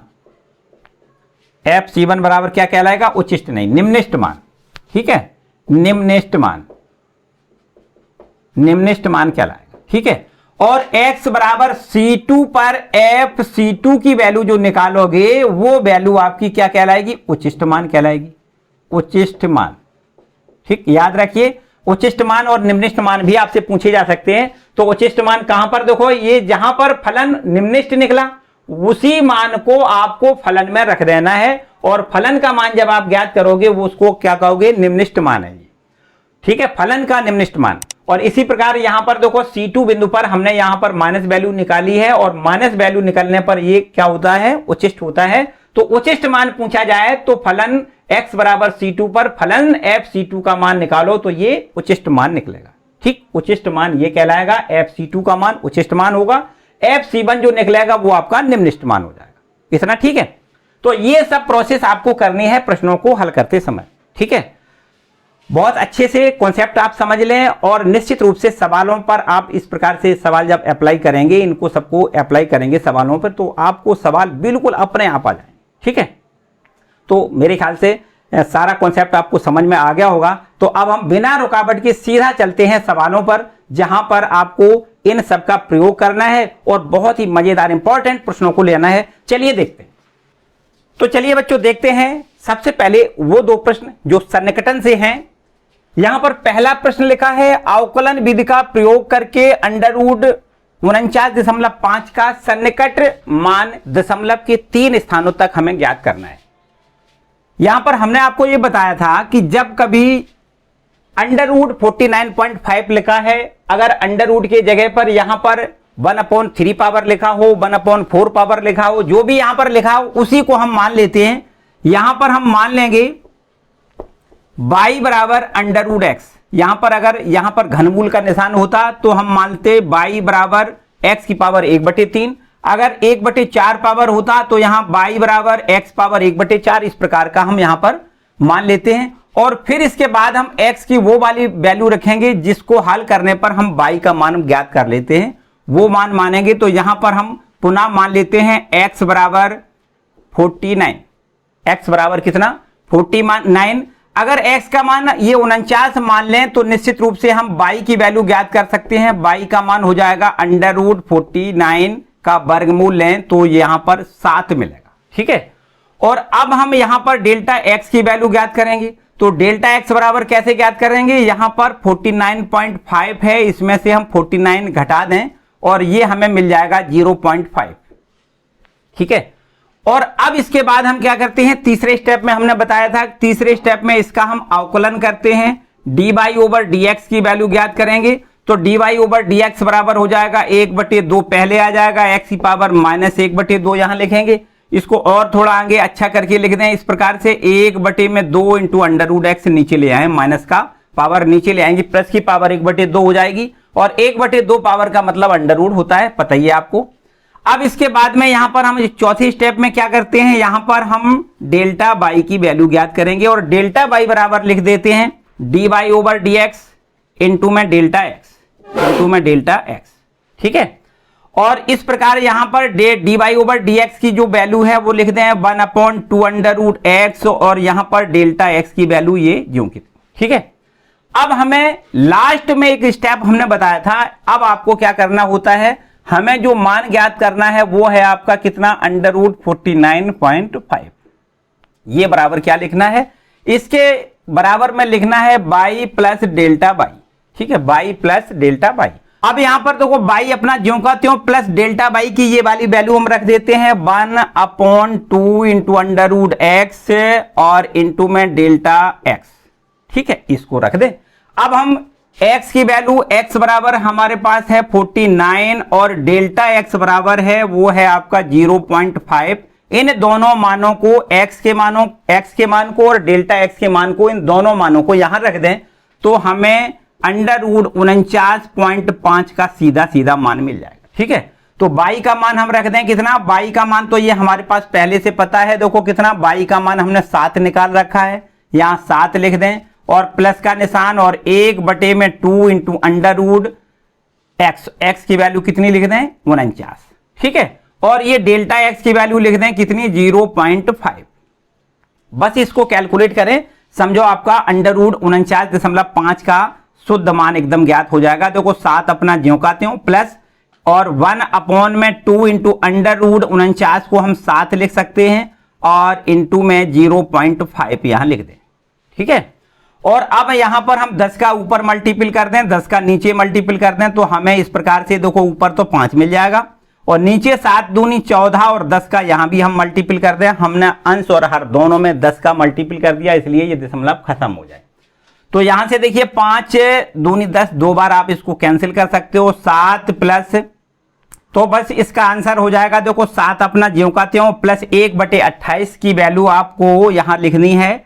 यहां पहले दशमलव लगेगा, एक 0, 10 हो जाएगा तो 0, और ये आपका 3 बार चला जाएगा और लगभग 5, लगभग हम लिख देते हैं 7 दशमलव, ये हो जाएगा कितना, पूरा दोनों को जोड़ के लिख दें तो यहां पर जोड़ के दोनों को लिख दें तो ये हो जाएगा 7.035 लगभग इसकी वैल्यू, ये अप्रोक्सीमेट वैल्यू हमें मिल जाएगी 7.035। ठीक है, तो इस तरीके से ये पहले प्रश्न का आपका आंसर हो गया, ये पहला प्रश्न। ठीक है, इसी के साथ साथ हमने बताया था कि दूसरा एक और प्रश्न है जो वो आपका एक दूसरे प्रकार का है। हमने बताया था कि 2 प्रकार के आपके सवाल इसमें यहां पर मिलेंगे। तो दूसरे प्रकार का सवाल ये दूसरा नंबर का लिखा है, इसको भी देख लें। देखो क्या लिखा है इसमें, बहुत अच्छे तरीके से इनको मन से अगर आप कंप्लीट कर लेंगे तो निश्चित रूप से आप ये मान लें कि यही सवाल आ जाएंगे। ठीक, और बाय द वे ये अगर इसमें किसी प्रकार की कोई समस्या आएगी तो बस पॉइंट, ये संख्याएं बदल सकती हैं, बाकी इन दोनों सवालों से संबंधित ही एक प्रश्न आपसे पूछा जाएगा। तो यहां पर क्वेश्चन नंबर दूसरे में देखो हमसे लिखा है fx बराबर, यहां दिया गया है fx बराबर 3x² प्लस में यहां 15x और प्लस में 5। हमसे पूछा गया है f ऑफ 3.02 की वैल्यू, यहां पर सन्निकट मान यहां पर हमें पूछा गया है f 3.02 का सन्निकट मान हमें ज्ञात करना है। तो इसके लिए देखो हमने स्टेप जो बताए बस वही स्टेप, एक एक स्टेप आपको आगे बढ़ना है। सबसे पहले हमें क्या करना है, x बराबर 3 रखना है। x बराबर 3 रखने पर अगर हम x का मान 3 रख दें तो निश्चित रूप से हम डेल्टा x की वैल्यू यहां ज्ञात कर सकते हैं। डेल्टा x बराबर कितना हो जाएगा, इसमें हमें 3.02 में से घटा देना है 3, और यहां पर घटाने के बाद हमें मिल जाएगा 0.02, ये डेल्टा x का मान मिल जाएगा। और अब हम यहां क्या करेंगे, देखो यहां पर हम सबसे पहले इसका अवकलन कर दें तो यहां पर हमें f' की वैल्यू मिल जाएगी। क्या मिल जाएगा, f' बराबर कितना हो जाएगा, 3 दूनी 6x यहां लिख दें और प्लस ये 15 लिख दें, x का अवकलन 1 और ये आपका अचर है, इसका अवकलन 0 हो जाएगा। तो f' की वैल्यू हमें यहां मिल गई कितनी, 6x प्लस में कितना 15। ठीक है, इतना क्लियर। अब इसके अगले वाले स्टेप में हम यहां लिखते हैं f of x plus delta x बराबर में हमने आपको लिखाया है f of x plus f' into में डेल्टा x। इस प्रकार से हम यहां पर इसमें यहां पर हमें x की वैल्यू रखनी है, डेल्टा x की वैल्यू रखनी है, fx की वैल्यू रखनी है, f' की वैल्यू रखनी है और यहां पर हमें डेल्टा x की वैल्यू रखनी है। तो बस हमारा काम समझो निपट जाएगा, बिल्कुल एकदम आसान से निपट जाएगा। कैसे, देखो यहां पर फलन ऑफ x की वैल्यू हम यहां रखेंगे, एक स्टेप और आगे ले जाएं और प्लस में डेल्टा x और बराबर में fx का ये पूरा मान लिख दें जो भी आपको प्रश्न में दिया गया है। कितना लिखोगे, 3x² और प्लस का यहां लिखे 15x और प्लस में कितना 5, ये fx का मान हो गया। प्लस यहां f' का सीधा सीधा वही मान जो हमने निकाला है रख दें, 6x प्लस में 15 लिख दें और इंटू में डेल्टा x का मान भी हमें यहां रख देना है। ठीक, अब हम सारे मान रख देते हैं। देखो x का मान कितना लिख दें, x बराबर हमने देखो यहां पर 3 लिखना है और डेल्टा x का मान हमें रखना है कितना, 0.02 और बस यहां पर रख देते हैं f ऑफ 3 प्लस 0.02। ठीक है, और यहां पर बराबर यहां 3x², x की वैल्यू हम लिखेंगे 3 और इसका स्क्वायर कर दें, प्लस में यहां 15 और इंटू में x की वैल्यू 3 लिखेंगे, प्लस में यहां पर 5 प्लस 5, फिर प्लस यहां देखो यहां भी हमें x का मान लिखना है 3, तो ये हो जाएगा 6 गुणे 3 प्लस में यहां 15 लिखें और इंटू में डेल्टा x और डेल्टा x का मान ये हमने निकाल के रखा है 0.02। इतना क्लियर। बस इसको हल करें, यहां पर देखिए इनको दोनों को अगर हम जोड़ दें तो ये हो जाएगा f ऑफ 3.02 और ये इक्वल का निशान लगाओ, 3 त्रिका 9, 9 तिया यहां 27 लिख दें, प्लस 15 तिया 45 लिखो, प्लस का 5 यूं का त्यों, प्लस यहां पर आ जाओ 6 तिया 18 और 18 में 15 जोड़ दें, 30 और 3 33 लिख दें, 33 इंटू में 0.02। ठीक है भैया, और फिर इसके बाद में यहां देखते हैं, यहां कर देते हैं। देखो यहां मिल जाएगा f ऑफ 3.02 की वैल्यू हमें मिल जाएगी कितनी, बराबर का निशान लगाएं। इनको दोनों पहले सभी को जोड़ दें। 45 में 5 जोड़ें 50 हो जाएगा, 50 में 27 जोड़ें तो ये बन जाएगा 77 और ये प्लस का निशान, और ये आपका 33 दूनी 66 हो जाएगा, मतलब 0.66 लिख दें। ठीक है, और यहां पर f ऑफ 3.02 की वैल्यू देखो ये ज्ञात हो गई। इन दोनों को जोड़ दें, ये हो जाएगा 77.66। ठीक है, ये हमसे पूछा गया था f ऑफ 3.02 का सन्निकट मान बताइए, तो आपको लिख देना है 77.66। ठीक है, तो इस प्रकार से ये सन्निकट के दो प्रश्न आपके हमने आपको बताए, और इसी प्रकार के प्रश्न आपको बोर्ड एग्जाम में जरूर मिलेंगे। ठीक है, चलिए नेक्स्ट क्वेश्चन देखते हैं। अब आगे के देखते हैं दो और प्रश्न जो आपके बहुत इंपॉर्टेंट प्रश्न हैं, और ये उच्चिष्ट और निम्निष्ट से संबंधित हैं। तीसरा प्रश्न, y बराबर x इंटू ब्रैकेट में x 5 माइनस एक्स। फिर से एक बार पढ़ें, y बराबर x इंटू ब्रैकेट में 5 माइनस एक्स x के किस मान के लिए उच्चिष्ट या निम्निष्ट हैं, ऐसा हमसे प्रश्न में पूछा गया है। मतलब फलन तो आपका ये दिया गया फलन उच्चिष्ट या निम्निष्ट है, तो x के किस मान के लिए उच्चिष्ट या निम्निष्ट है, ऐसा हमसे पूछा गया है। तो यहां पर हमें लिख देना है क्वेश्चन नंबर 3 का हल। देखो कैसे इसको सॉल्व करोगे। यहां पर हमें दिया गया है y बराबर x इंटू ब्रैकेट में 5 माइनस एक्स। एक बार थोड़ा इसको और आगे ले जाएं, x का इसमें अंदर मल्टीपल कर दें तो ये हो जाएगा 5x माइनस में एक्स स्क्वायर। अब यहां पर हम सबसे पहले पहली बार अवकलन कर दें। देखिए हमने इसके ऊपर बताया आपको कि कोई भी फलन उच्चिष्ट या निम्निष्ट चेक करने के लिए हमारे पास दो मेथड हुआ करते हैं। यहां पर एक मेथड होता है जिसको हम कहते हैं फर्स्ट ऑर्डर डेरिवेटिव टेस्ट, और एक आपका द्वितीय अवकलज परीक्षण मानी सेकेंड डेरिवेटिव टेस्ट होता है। बस इन दोनों टेस्टों में से कोई भी टेस्ट आप अप्लाई कर सकते हो। हमने आपको बताया कि 80% या 85-90% तक कह सकते हैं। सेकेंड डेरिवेटिव टेस्ट अगर आप लगाएंगे तो सवाल बहुत आसान से हल हो जाएगा। चलिए हम यहां पर सबसे पहले इसका हम एक बार अवकलन कर देते हैं। तो y का अवकलन हमें मिल जाएगा dy ओवर dx बराबर में, यहां पर देखो 5 तो आपका अचर संख्या है। x का अवकलन करेंगे, x का अवकलन x के सापेक्ष 1 होता है, माइनस एक्स स्क्वायर का अवकलन करना है तो 2x लिखना है। अब पहली बार अवकलन के बाद यहां पर यहीं पर सीधा सीधा हम पुनः अवकलन लिख दें, पुनः x के सापेक्ष फिर से अवकलन कर दें। सापेक्ष अवकलन करने पर यहां पर लिख देते हैं d over dx dy over dx, मतलब dy ओवर dx का अवकलन x के सापेक्ष फिर से कर रहे हैं हम, और यहां पर आपको लिखना है d ओवर dx 5 माइनस का 2x। ठीक है, तो यहां पर देखो कैसे अवकलन करते हैं। dy ओवर dx का फिर से अवकलन d2y ओवर dx2 लिख दें, और बराबर में यहां पर अलग अलग दोनों पदों का कर देंगे। पहले हम 5 का अवकलन करेंगे, 0 लिखेंगे, माइनस 2 आपका अचर है, और ये x का x के सापेक्ष अवकलन 1 लिखना है। तो d2y ओवर dx2 की वैल्यू यहां हमें 2 मिल जाएगी, माइनस का 2। अब यहां पर क्या करते हैं, मैक्सिमा और मिनिमा के लिए हमने आपको बताया कि मैक्सिमा और मिनिमा के लिए यहां लिखते हैं फॉर मैक्सिमा और मिनिमा, यहां लिखते हैं उच्चिष्ट और निम्निष्ट मानों को ज्ञात करने के लिए हम dy ओवर dx, मतलब जो पहली बार हमने अवकलन किया है उसको हम 0 के बराबर लिखते हैं। तो dy ओवर dx बराबर 0 यहां लिखेंगे। तो dy ओवर dx की जो वैल्यू है उसको 0 के बराबर लिखें, तो 5 माइनस 2x है जिसको हमें 0 के बराबर लिखना है, और यहां से हमें 2x बराबर मिल जाएगा। 2x बराबर कितना, 5 हो जाएगा, और यहीं से हमें x की वैल्यू मिल जाएगी कितना, 5/2।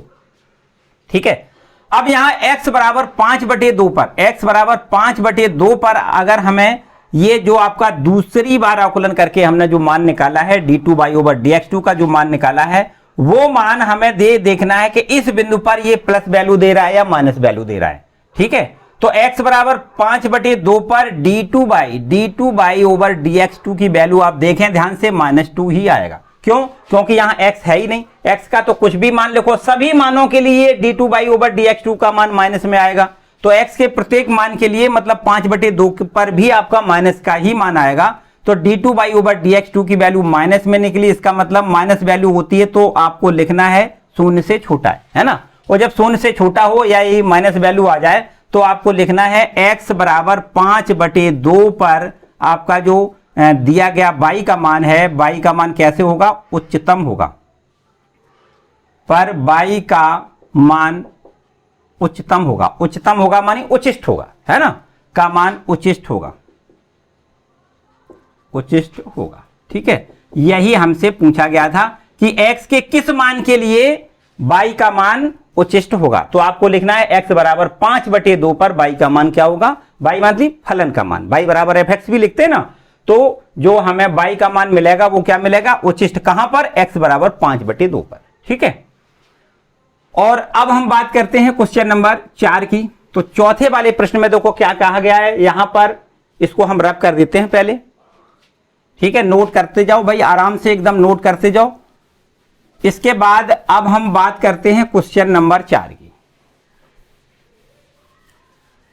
देखो क्वेश्चन नंबर 4 में हमसे प्रश्न क्या रहा है कि ये फलन जो हमें दिया गया है fx बराबर ये है एक्स क्यूब माइनस का 24x स्क्वायर प्लस में लिखा है kx माइनस में 8, और इस फलन का x बराबर 2 पर उच्चिष्ट मान है।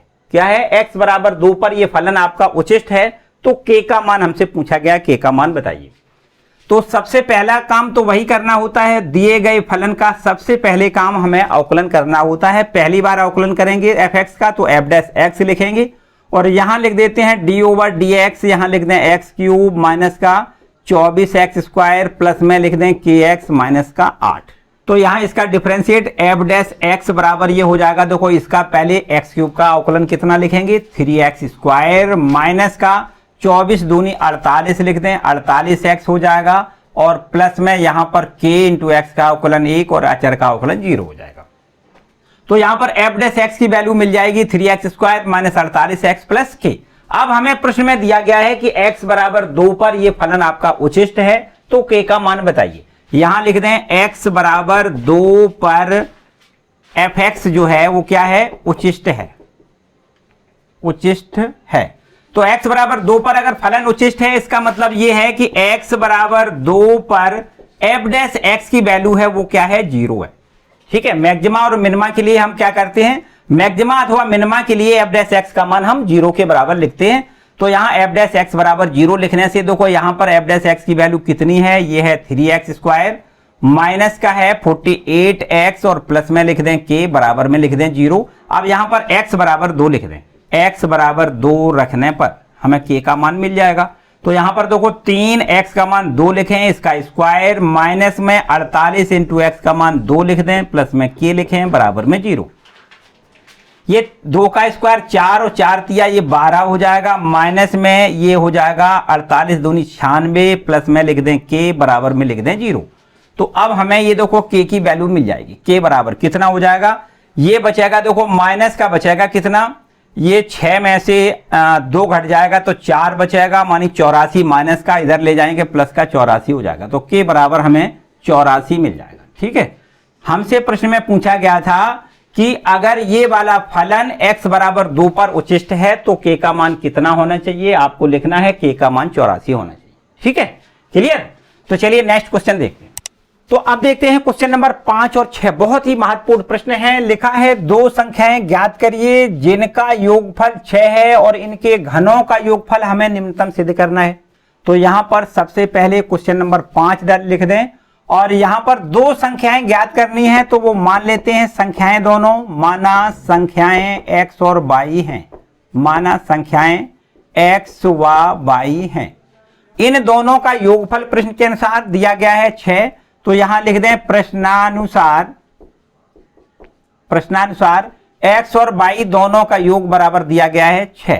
ठीक है, तथा हम मान लेते हैं कि इनके घनों का योगफल, देखो हमें x का घन और y का घन और इनका योगफल, घनों का योगफल मान लेते हैं z के बराबर है, और इस z को मतलब घनों के योगफल को हमें क्या करना है, घनों के योगफल को निम्नतम सिद्ध करके दिखाना है। ठीक है, तो z का मान हमें निम्नतम सिद्ध करना है, और यहां पर इसकी मदद लेनी है x प्लस y बराबर 6, मतलब दोनों संख्याओं के योगफल का मान हमें 6 प्रश्न में दिया गया है।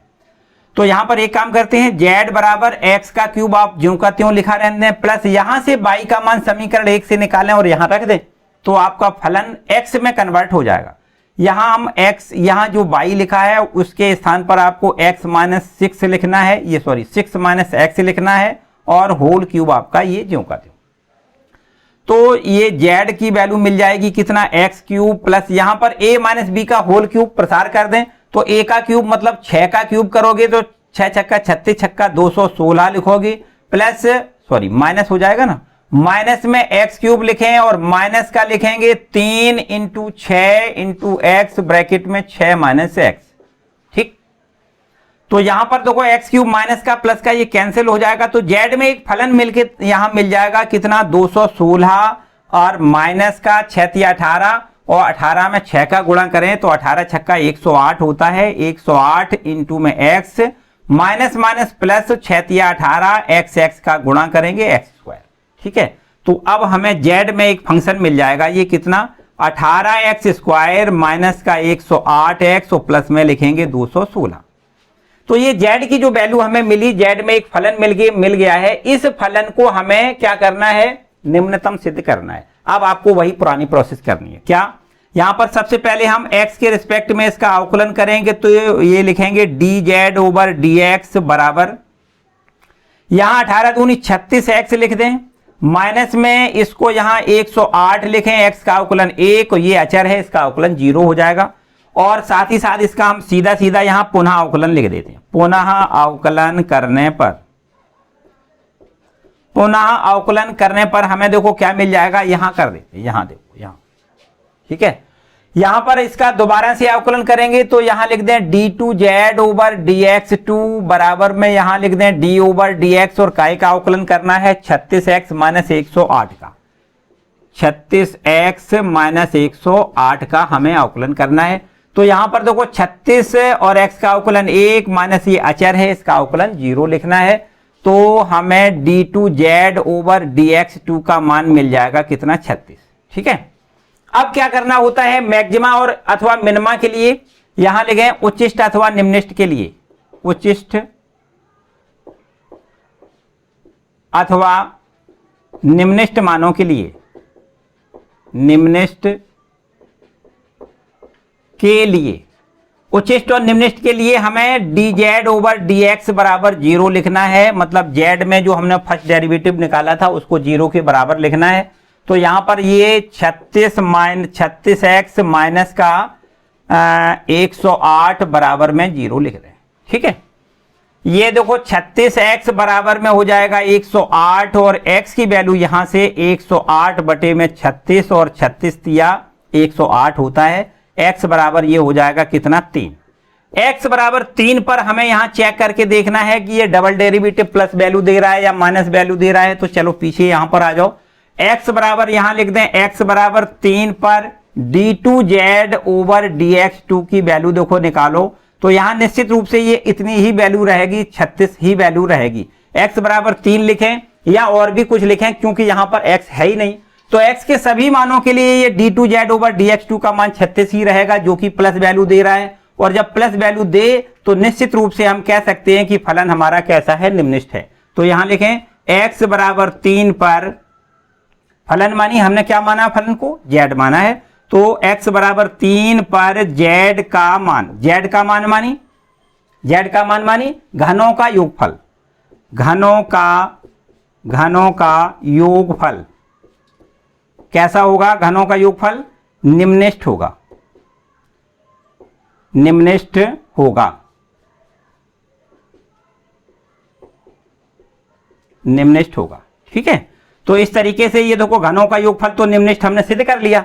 अब हमें पूछा गया है कि वो दोनों संख्याएं भी ज्ञात करनी है, तो x की वैल्यू तो हमने ज्ञात कर ली 3, ये x की वैल्यू यहां पर समीकरण 1 में रख दें, x बराबर 3 समीकरण 1 में रख दें तो y का मान भी हमें मिल जाएगा। तो यहां पर x का मान 3 यहां लिख दें, देखो 3 प्लस में लिखें y बराबर में लिखें 6, तो निश्चित रूप से y की वैल्यू यहां पर 3 मिल जाएगी। तो x का मान भी 3 है, y का मान भी 3 है, x और y के मान जो हमसे पूछे गए थे वो दोनों आपके 3 निकल के आ गए। दोनों संख्याएं 3 हैं और इन दोनों संख्याओं के घनों का योगफल आपको निम्निष्ट मिल रहा है। ठीक है, क्लियर हो गया। चलिए इसको हम रब कर देते हैं और अब देखते हैं क्वेश्चन नंबर 6वां।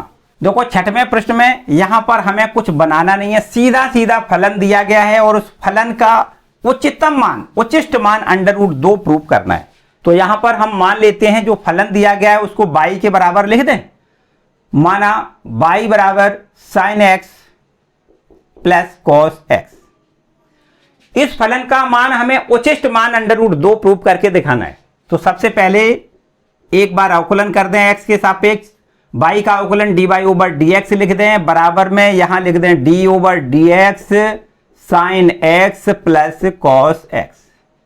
ठीक है, तो अब sin x का अवकलन कैसे करते हैं जानते ही हैं, cos x होता है, और प्लस cos x का अवकलन कैसे करते हैं, माइनस sin x होता है। ठीक है, तो ये हमें कितना मिल जाएगा, cos x minus sin x। इसके बाद पुनः यहीं पर सीधा सीधा डबल टाइम अवकलन कर दें, यहां लिख दें पुनः अवकलन करने पर, पुनः अवकलन करने पर तो ये मिल जाएगा। देखो d2/dx2 बराबर में cos x का फिर से अवकलन डायरेक्ट लिख दें माइनस sin x, और ये आपका माइनस तो ज्यों का त्यों बना रहेगा, sin x का अवकलन आपको लिखना है cos x। तो इस प्रकार से d2/dx2 का मान मिल गया minus sin x minus cos x।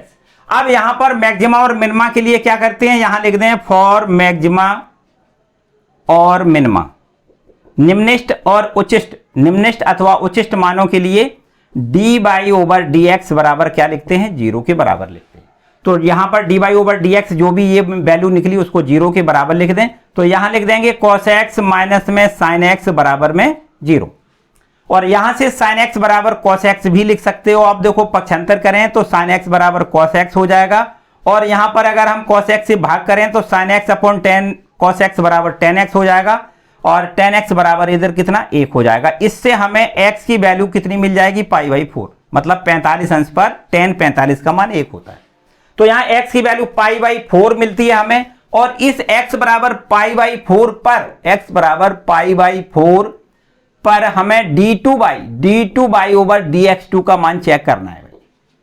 ठीक है, तो यहां पर d2/dx2 का देखो ये मान लिखा हुआ है, यहां पर हमें x का मान π/4 रख देना है। तो यहां लिखना है माइनस साइन, यहां देखिए माइनस साइन x का मान कितना लिख दें, π/4 लिख दें, और फिर इसके बाद देखो माइनस है और cos x का मान π/4, मतलब cos π/4 रख दें। ठीक है, और d2/dx2 का मान यहां से मिल जाएगा माइनस 1/√2 होता है, cos 45 का भी इतना ही मान होता है 1/√2।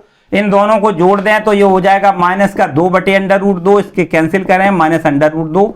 तो अब बताओ ये वैल्यू कैसी आई, माइनस वैल्यू आती है। x बराबर π/4 पर, x बराबर π/4 पर d2/dx2 की वैल्यू कैसी आ रही है, माइनस वैल्यू आ रही है, और माइनस वैल्यू होने से हमें पता चलता है कि x का मान π/4 जहां पर है वहां पर ये फलन आपका क्या है, उच्चिष्ट मान दे रहा है। तो आपको लिखना है मैक्सिमा है, x बराबर π/4 पर फलन आपका, फलन मानी y उच्चिष्ट होगा, उच्चिष्ट होगा। और अब हमें उच्चिष्ट मान ज्ञात करके दिखाना है कि उच्चिष्ट मान कितना होगा, कितना प्रूव करना है उच्चिष्ट मान, √2। तो अब हमें क्या करना है, x बराबर π/4 पर y की वैल्यू देखनी है, y का मैक्सिमम मान हमें मिल जाएगा। ये देखो y जो हमने माना है, ये y का मैक्सिमम मान मिल जाएगा साइन, और यहां पर π/4 लिख दें x की वैल्यू, प्लस cos x की वैल्यू π/4 लिख दें। तो यहां साइन π/4 मानी 1/√2 प्लस cos π/4 का मान भी 1/√2 होता है। दोनों को जोड़ दें तो ये मिल जाएगा 2/√2, इससे इसको कैंसिल करें तो √2 मिलेगा। तो यहां पर देखो मैक्सिमम वैल्यू √2 प्राप्त होती है, y का उच्चतम मान √2 प्राप्त होता है, जो कि हमसे प्रश्न में पूछा गया है। प्रूव करके दिखाना था कि इस फलन y बराबर sin x plus cos x का जो उच्चतम मान है वो कितना होना चाहिए, √2, जो कि हमें मिल रहा है। ठीक है ना, क्लियर। तो इस प्रकार से ये हमने 6 प्रश्न कंप्लीट करवा दिए, बहुत ही महत्वपूर्ण प्रश्न है। ठीक है, इनको नोट करते जाएं अच्छे से। और अब देखते हैं इसी के आगे क्वेश्चन नंबर 7। तो देखिए क्वेश्चन नंबर 7वां लिखा है, दिखाइए कि फलन x पावर x का मान x बराबर 1/e पर निम्नलिखित है। देखिए बहुत ध्यान से समझें, लिखा है दिखाइए कि जो फलन दिया है वो है x की पावर x। इस फलन को हम मान लेते हैं y बराबर, क्या लिख दें, y बराबर x की पावर x, और इसका हमें निम्निष्ट सिद्ध करके दिखाना है। तो निम्निष्ट या उच्चिष्ट के लिए हम क्या करते हैं, पहले हम इसका अवकलन करते हैं एक बार, फिर इसका हम दोबारा से अवकलन करते हैं तो d2/dx2 ज्ञात करते हैं, और फिर पहली वाले अवकलन को मतलब dy/dx को हम 0 के बराबर लिख के उसमें हम x की वैल्यू ज्ञात करते हैं। उस x की वैल्यू को हम d2/dx2 में लिखते हैं और फिर देखते हैं कि ये प्लस वैल्यू दे रहा है या माइनस वैल्यू दे रहा है। इतना ही तो करते हैं। तो चलिए हम यहां पर सबसे पहले इसका हम अवकलन कर दें। तो यहां पर हम अवकलन कैसे करेंगे, पहले तो इसको ये समझना। देखो यहां पर अगर किसी भी चर राशि पर एक दूसरी चर राशि की पावर होती है तो अवकलन करने के लिए हम क्या करते हैं, दोनों पक्षों में लॉग ले लेते हैं। तो लॉग लेने पर यहां लिख दें log y बराबर में यहां लिख दें log x की पावर x, और इस प्रकार इसको आगे और बढ़ाएं तो log y बराबर हो जाएगा x पहले आ जाएगा x इंटू log x। ठीक है, अब लिख दें x के सापेक्ष अवकलन करने पर, x के सापेक्ष अवकलन करने पर। तो जब x के सापेक्ष अवकलन करोगे तो यहां लिखोगे d/dx log y, और बराबर में यहां लिखोगे d/dx x into log x। ठीक है भाई, इतना। और इसका अवकलन देखो log y का कितना हो जाएगा 1/y, फिर y का अवकलन dy/dx लिखोगे, बराबर का निशान। यहां पर देखो फर्स्ट फलन इतना है, सेकंड फलन ये, तो फर्स्ट इंटू सेकंड, दो फलनों के गुणनफल का फॉर्मूला लगाएं। फर्स्ट फलन x इंटू सेकेंड वाला जो log x है इसका अवकलन 1/x हो जाएगा। फर्स्ट फलन सेकंड का अवकलन प्लस यहां सेकंड फलन लिखेंगे log x। अब फर्स्ट का अवकलन मानी x का अवकलन x के सापेक्ष 1 होता है, 1 लिख दें, और इस x से इस x को कैंसिल कर दें तो ये dy/dx का मान मिल जाएगा। y का इधर मल्टीपल हो जाएगा, y इंटू में 1 प्लस log x, इतना हो जाएगा। अब बस dy/dx बराबर में यहाँ y का मान जो हमने देखो यहाँ पर लिखा है y बराबर x की पावर x, तो ये y के स्थान पर आपको x की पावर x लिखना है, और इंटू में 1 प्लस log x, ये हो गया dy/dx का मान। ठीक है, अब यहां क्या करते हैं, इसका हम दोबारा से फिर अवकलन करते हैं। तो यहां लिख दें पुनः अवकलन करने पर, पुनः अवकलन करने पर। तो x के सापेक्ष फिर से अवकलन करेंगे तो यहां पर लिखेंगे d2/dx2, और बराबर में यहां पर देखो कैसे लिखोगे, यहां लिख देते हैं d/dx x की पावर x इंटू ब्रैकेट में 1 plus log x, 1 plus log x। ठीक है, तो यहां पर देखो कैसे अवकलन करोगे, ये इसको मानो फर्स्ट फलन, इसको मान लेते हैं सेकंड फलन। तो यहां पर फॉर्मूला वही जो पहले अभी हमने यहां लगाया, वही फॉर्मूला यहां लगाना है। फर्स्ट फलन ज्यों का त्यों लिखना है। सेकंड वाले का अवकलन करना है तो देखो एक का अवकलन तो 0 हो जाएगा, प्लस log x का अवकलन 1/x हो जाएगा। तो फर्स्ट फलन सेकंड का अवकलन प्लस, अब सेकंड फलन लिखना है 1 प्लस log x, और इसके बाद अब फर्स्ट वाले का अवकलन करना है d/dx x की पावर x का अवकलन करना है। ठीक है, तो बराबर में x की पावर x इंटू में 1/x प्लस यहां देखिए 1 प्लस log x, और यहां पर देखिए x की पावर x का अवकलन ये देखो लिखा है, x पावर x का अवकलन कितना लिखा है, x पावर x का अवकलन लिखा है x की पावर x इंटू ब्रैकेट में 1 plus log x, 1 plus log x। ठीक है, और यहां से अब देखिए आप दोनों जगह से x की पावर x आपको यहां से कॉमन मिल रहा है, x की पावर x कॉमन लें तो यहां बचेगा 1/x प्लस, और यहां पर देखो x पावर x कॉमन में आ जाएगा 1 plus log x, 1 plus log x आपको लिखना है 1 प्लस log x का होल स्क्वायर। ठीक है, इस तरीके ये हो गया आपका d2/dx2 का मान, मतलब दोहरा दूसरी बार अवकलन हो गया। अब उच्चिष्ट अथवा निम्निष्ट के लिए हमने आपको बताया पहले वाले अवकलन को 0 के बराबर लिखते हैं, तो यहां लिख दें उच्चिष्ट अथवा निम्निष्ट के लिए, अथवा निम्निष्ट के लिए,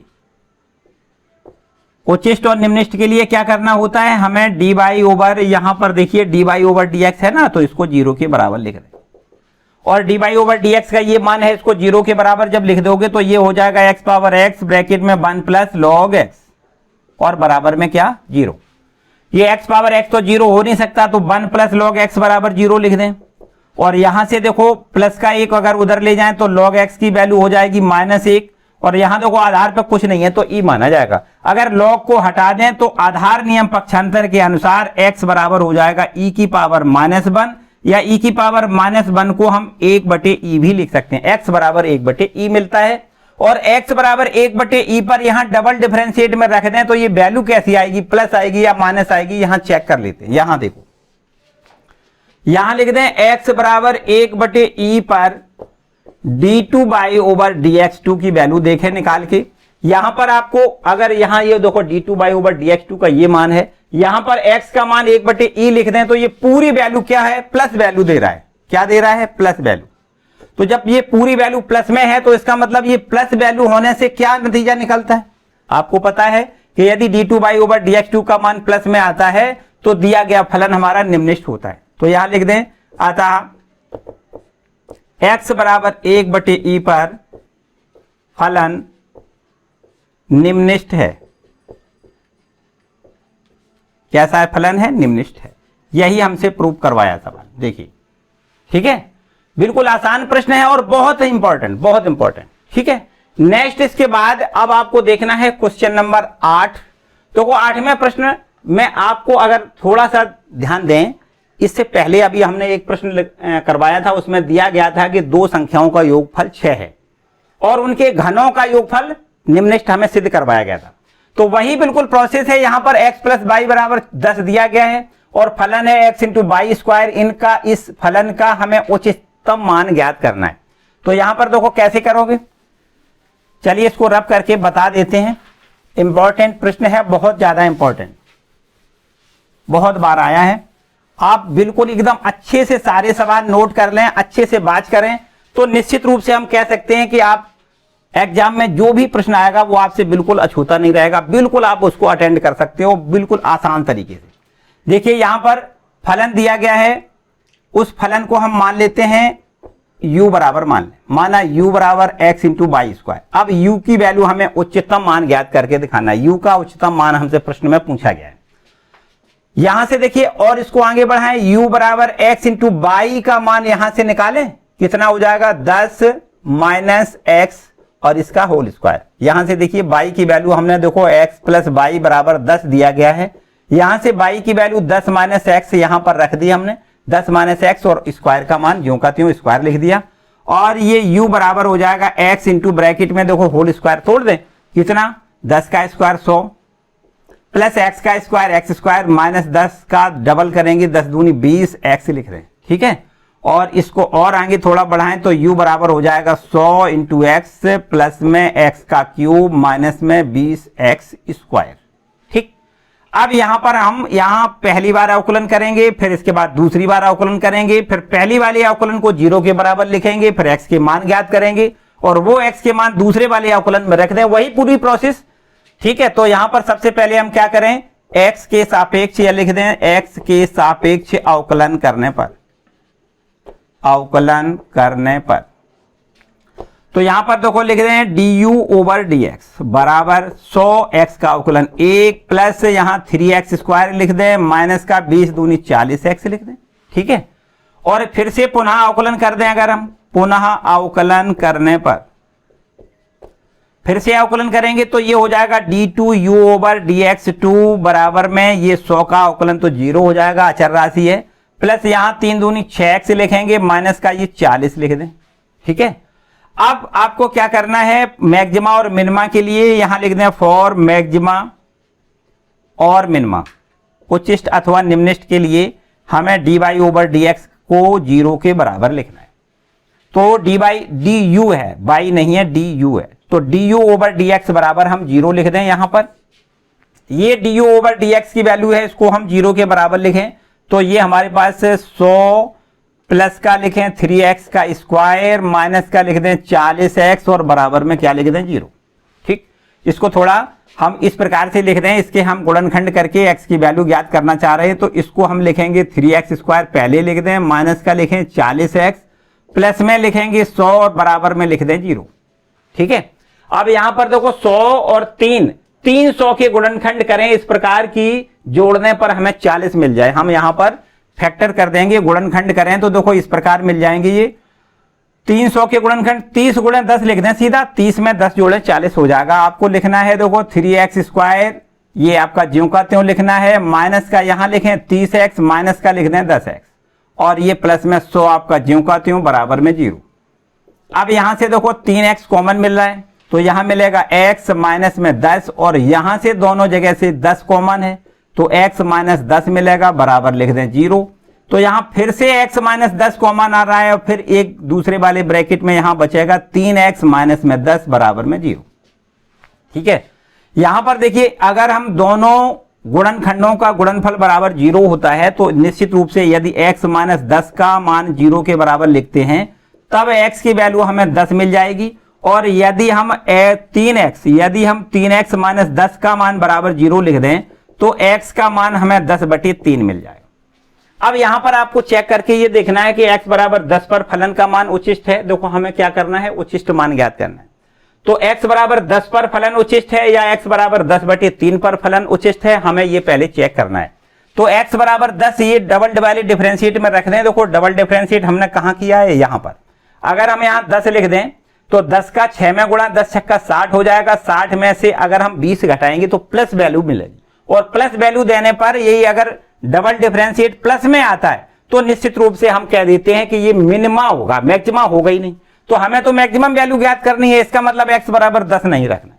ठीक, तो क्या लिखना है, तो x बराबर हम 10/3 लिख के देख लेते हैं। तो x बराबर 10/3 पर d2u ओवर dx2 का मान हम देखो चेक करेंगे बराबर, यहां देखते हैं d2u ओवर dx2 का मान कितना निकलेगा, ये है 6 इंटू एक्स का मान 10/3 लिख दें, और माइनस का आप 40 ज्यों का त्यों लिखेंगे। ये देखो 3 से 2 बार कट जाएगा, और ये हमारे पास 20 10 दूनी 20 माइनस का 40 बराबर में कितना हो जाएगा, माइनस का 20। देखो ये तो माइनस वैल्यू आ गई ना। तो जब x की वैल्यू ये d2u ओवर dx2 की वैल्यू माइनस में आती है तो निश्चित रूप से हम कह सकते हैं कि फलन हमारा कैसा है, उचिष्ट है। किस बिंदु पर, x बराबर 10/3 पर। यहां लिख दें x बराबर 10/3 पर u माने ये वाला फलन, इसको तो हमने u माना था, x इंटू बाई स्क्वायर को u माना था। तो u फलन हमारा होगा वो कैसे होगा, उचिष्ट होगा, u उचिष्ट होगा, उचिष्ट है। ठीक, और अब हमें उचिष्ट मान ज्ञात करना है। तो इसी फलन में देखो ध्यान दें, इस फलन में u बराबर, ये आपके पास देखो फलन लिखा है, u बराबर में कितना है, x इंटू ब्रैकेट में 10 माइनस एक्स का होल स्क्वायर। इसमें आपको x बराबर कितना लिखना है, x बराबर 10/3 रखना है। x बराबर 10/3 रखने पर u का हमें मैक्सिमम मान प्राप्त हो जाएगा। u का मैक्सिमम मान बराबर कितना, x का मान लिखेंगे 10/3, ब्रैकेट में 10 माइनस एक्स का मान लिखेंगे 10/3, और इसका होल ऑफ स्क्वायर लिख दें बराबर में यहां 10/3, और यहां पर देखिए 10 या 30, इसमें से 10 घटाएंगे तो 20/3 हो जाएगा। इसका स्क्वायर करें और ये हो जाएगा 10/3, और ये 20 का स्क्वायर 400/3 का स्क्वायर 9 लिखें, और बराबर में 4000 बटे में कितना हो जाएगा, 9 या 27। ठीक है, इतना इसका मैक्सिमम मान 4000/27 इसका मैक्सिमम मान प्राप्त होता है इस फलन का। ठीक, जो हमसे प्रश्न में पूछा गया। क्लियर हो गया। तो बहुत ही बढ़िया भैया, इंपॉर्टेंट हैं दोनों प्रश्न, अच्छी तरीके से नोट कर लें। और इसके बाद अब देखते हैं अगले प्रश्न। तो देखते हैं बच्चों आज का आखिरी प्रश्न, क्वेश्चन नंबर 10वां। क्या कह रहा है प्रश्न नंबर 10वां, लिखा है एक लंबवृत्तीय शंकु का संपूर्ण पृष्ठ हमें दिया गया। शंकु का संपूर्ण पृष्ठ हमें दिया गया है। सिद्ध कीजिए कि शंकु का आयतन महत्तम होगा। हमें शंकु का आयतन महत्तम सिद्ध करना है, संपूर्ण पृष्ठ दिया गया है, और साथ साथ एक और बात सिद्ध करनी है कि उसका अर्ध शीर्ष कोण है वो साइन इनवर्स 1/3 है। चलिए यहाँ एक चित्र बना के आपको समझना है। ये आपका एक शंकु यहां बना दे, ये हो गया आपका एक शंकु, और ये इसकी ऊर्ध्वाधर ऊंचाई h कहलाएगी, ये इसकी तिर्यक ऊंचाई कहलाएगी, और ये आपकी त्रिज्या r कहलाएगी। ठीक है, इसके बाद ये कोण आपका अर्ध शीर्ष कोण, ये पूरा होता है शीर्ष कोण आधा, अर्ध शीर्ष कोण इसको मान लेते हैं थीटा है। तो हमें थीटा बराबर अर्ध शीर्ष कोण का मान साइन इनवर्स 1/3 सिद्ध करके दिखाना है, और इसका आयतन महत्तम सिद्ध करना है, और हमें इस शंकु का संपूर्ण पृष्ठ दिया गया है। तो हमें सबसे पहले जो दिया गया है उसको यहां लिखना है। दिया है, क्या दिया गया है, शंकु का संपूर्ण पृष्ठ, शंकु का संपूर्ण पृष्ठ बराबर कितना, शंकु का संपूर्ण पृष्ठ अगर हम S से डिनोट कर दें, कैसे, S से, तो बताओ एस बराबर शंकु का संपूर्ण पृष्ठ बराबर कितना होता है? शंकु का संपूर्ण पृष्ठ मानी जितने पृष्ठ होते हैं उनको सबको जोड़ दें, संपूर्ण पृष्ठ हो जाएगा। संपूर्ण पृष्ठ का मतलब वक्र पृष्ठ, और ये तली का जो पृष्ठ है मतलब वृत्ताकार तली होती है उस पृष्ठ को और जोड़ना है वक्र पृष्ठ में, तो ये संपूर्ण पृष्ठ कहलाएगा। तो वक्र पृष्ठ तो हो जाएगा पाई आर एल, ठीक है। और आपका ये आधार का क्षेत्रफल जो वृत्ताकार आधार है उसका क्षेत्रफल कितना लिख देंगे? पाई आर स्क्वायर। तो इस तरीके से शंकु का संपूर्ण पृष्ठ होता है pi R L plus pi R square, मतलब वक्र पृष्ठ प्लस ये आधार का क्षेत्रफल, वृत्ताकार आधार का क्षेत्रफल। अब यहां से थोड़ा सा और आगे इसको इस प्रकार ले जाए, देखो पाई आर स्क्वायर इधर ले जाए, तो पाई आर एल बराबर हमें मिल जाएगा S minus pi R square, ठीक है। और यहां से अगर एल की वैल्यू कैलकुलेट करनी चाहें तो एल बराबर हमें मिल जाएगा S minus pi R square और डिवाइडेड बाय लिख दें पाई आर, ठीक है। यहां से ये एल का मान मिल गया। अब हमें शंकु का आयतन महत्तम सिद्ध करना है, तो यहां लिख देते हैं शंकु का आयतन। तो शंकु का आयतन बराबर क्या फॉर्मूला होता है आपको पता है? 1/3 पाई आर स्क्वायर इंटू एच, यही तो होता है शंकु का आयतन। और शंकु के आयतन को अगर हम v से डिनोट कर दें तो v बराबर 1/3 पाई आर स्क्वायर, और यहां देखो h जो लिखा है h, इस h को हम यहां से निकालें तो यहां देखें, बहुत ध्यान से देखें, h स्क्वायर बराबर आप यहां लिख सकते हो l square minus R square, Pythagoras प्रमेय से भी कह सकते हो, है ना।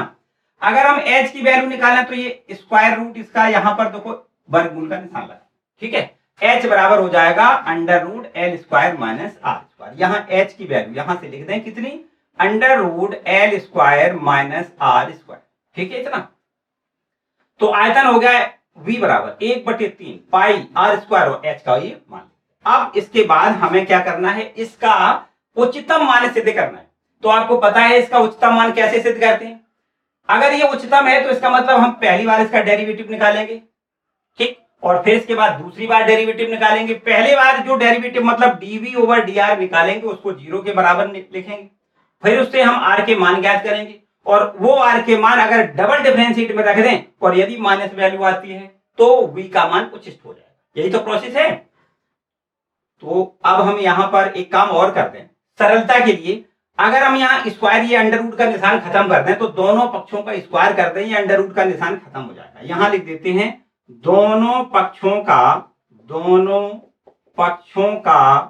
वर्ग करने पर, दोनों पक्षों का अगर हम वर्ग कर दें तो v का स्क्वायर तो v स्क्वायर हो जाएगा बराबर 1/3 का स्क्वायर 1/9 हो जाएगा, पाई स्क्वायर लिख दें, r की 4 पावर लिख दें, और ये आपका वर्गमूल का निशान खत्म, L square minus R square, ठीक। थोड़ा और v स्क्वायर बराबर 1/9 पाई स्क्वायर, आर देखो ध्यान दें आर स्क्वायर का r की पावर 4 का अंदर मल्टीपल कर दें, तो यहां पर r की पावर 4 का अंदर मल्टीपल करेंगे, या एक काम करते हैं बाद में करें, चलो बाद में करें।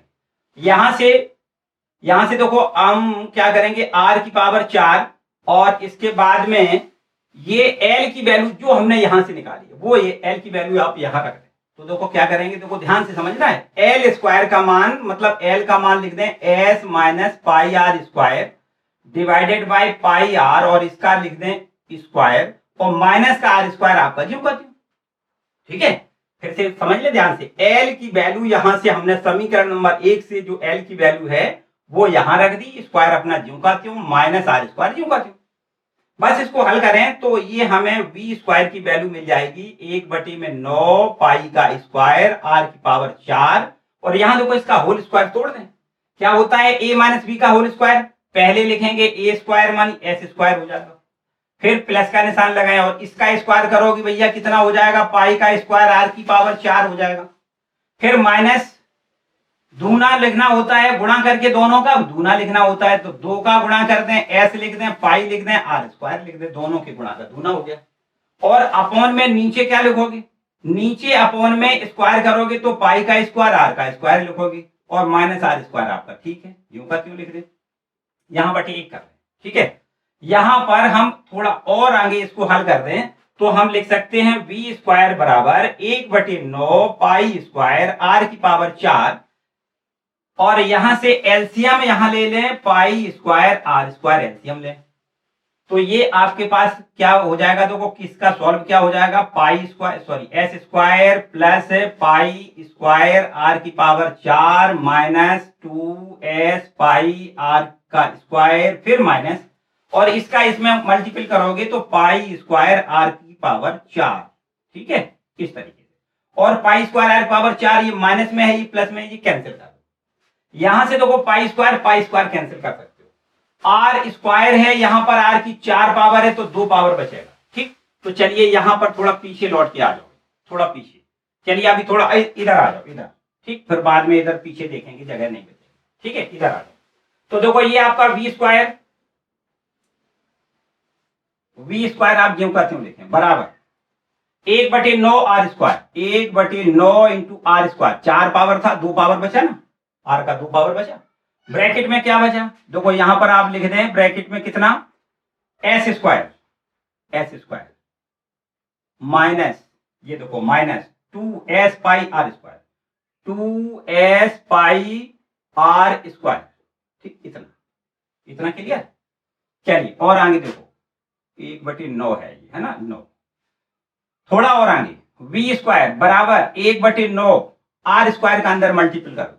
यहां से एक काम और कर सकते हो, वो क्या, एस कॉमन ले सकते हो, एस बाहर निकालें, आर स्क्वायर का अंदर गुणा करें तो एक एस बचेगा, एक एस तो बाहर आ गया, एक एस बचेगा, आर स्क्वायर का गुणा कर दें माइनस, यहां देखें एस तो बाहर हमने निकाल लिया, आर स्क्वायर का गुणा करें 2 पाई आर की कितनी पावर हो जाएगी, 4, इस तरीके। ठीक, अब इसका हमें आकलन कर, एक काम और कर देते हैं, पुनः मान लें वी स्क्वायर बराबर यू मान लें, क्या मान लें, यू। तो अब आपके पास u बराबर हो जाएगा 1/9 s इंटू ब्रैकेट में S R square minus 2 pi R का 4 पावर। ठीक है भैया, बोलो अब आपको क्या करना है, ये जो आपका एक फलन बनके तैयार हो गया, इस फलन को हमें ये प्रूव करके दिखाना है कि इसका उच्चिष्ट मान, ये उच्चतम आयतन इसका, ये आयतन ही तो है, वास्तव में आयतन का ये वर्ग है। अगर आयतन का वर्ग महत्तम हो जाएगा तो निश्चित रूप से आयतन भी उसका महत्तम होगा। तो चलो कोई बात नहीं, हम एक काम करते हैं, यहां इसको हम इधर लेके आते हैं। अब हम क्या करते हैं, आर के सापेक्ष इसका अवकलन करते हैं। आर के सापेक्ष अवकलन करने पर, आर के सापेक्ष अगर अवकलन कर दें तो यहां पर देखो क्या मिल जाएगा हमें, D you over D R बराबर, इधर देखो 1/9 एस, इतना तो कांस्टेंट है, ब्रैकेट में जो बचेगा वो देखो एस कांस्टेंट है, आर स्क्वायर का अवकलन 2r हो जाएगा, कितना 2r लिख दें। ठीक है, और माइनस में 2 पाई, अब r की पावर 4 का अवकलन करो तो 4 पहले आएगा, r का क्यूब हो जाएगा। ठीक, इस तरीके।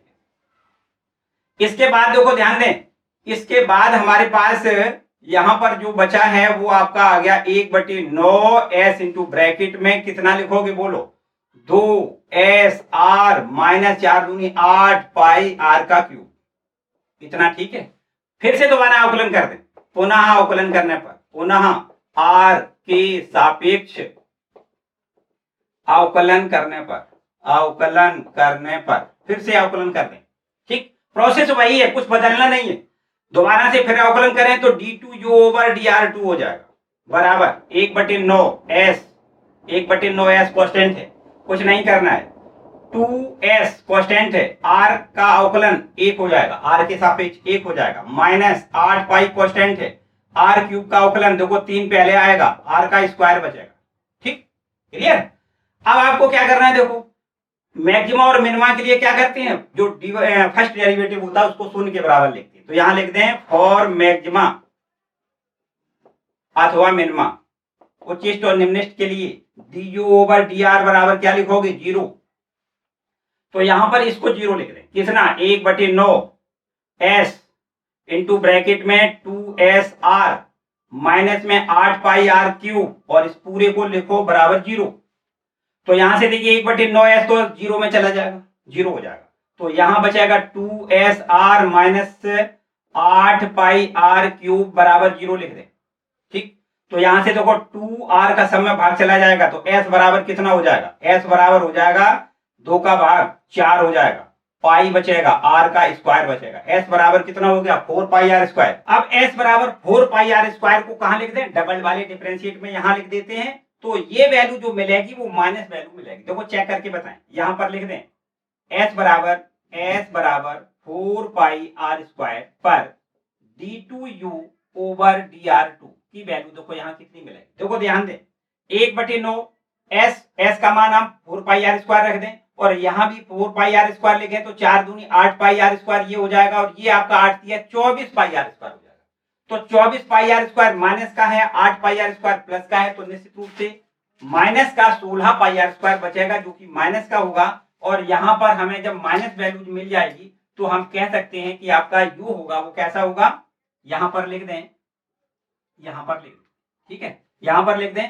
अतः u मानी क्या है, u मानी हमने u किसको माना था, u मानी माना था v स्क्वायर को। अतः v स्क्वायर महत्तम होगा, v स्क्वायर महत्तम होगा तब v भी महत्तम हो जाएगा, तब v भी महत्तम होगा, v भी महत्तम होगा, ठीक। और यही तो सिद्ध करना था कि हमें v जो मिलेगा मतलब आयतन जो मिलेगा वो क्या होगा, महत्तम होगा, जबकि इसका हमें संपूर्ण पृष्ठ दिया गया है।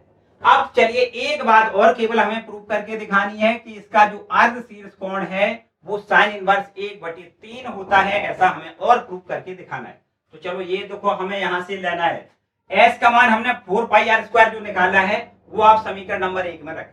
चलिए यहाँ पर देखो, यहाँ करके दिखा दें, यहाँ लिख दें s का मान समीकरण 1 में रखने पर 1 नंबर में रख दें। यहाँ लिखें देखो l बराबर कितना हो जाएगा, l बराबर s का मान लिख देते हैं 4 पाई r स्क्वायर और माइनस का पाई r स्क्वायर आपका ठीक लिखा है और डिवाइडेड बाय देखो पाई r, बोलो इतना ठीक।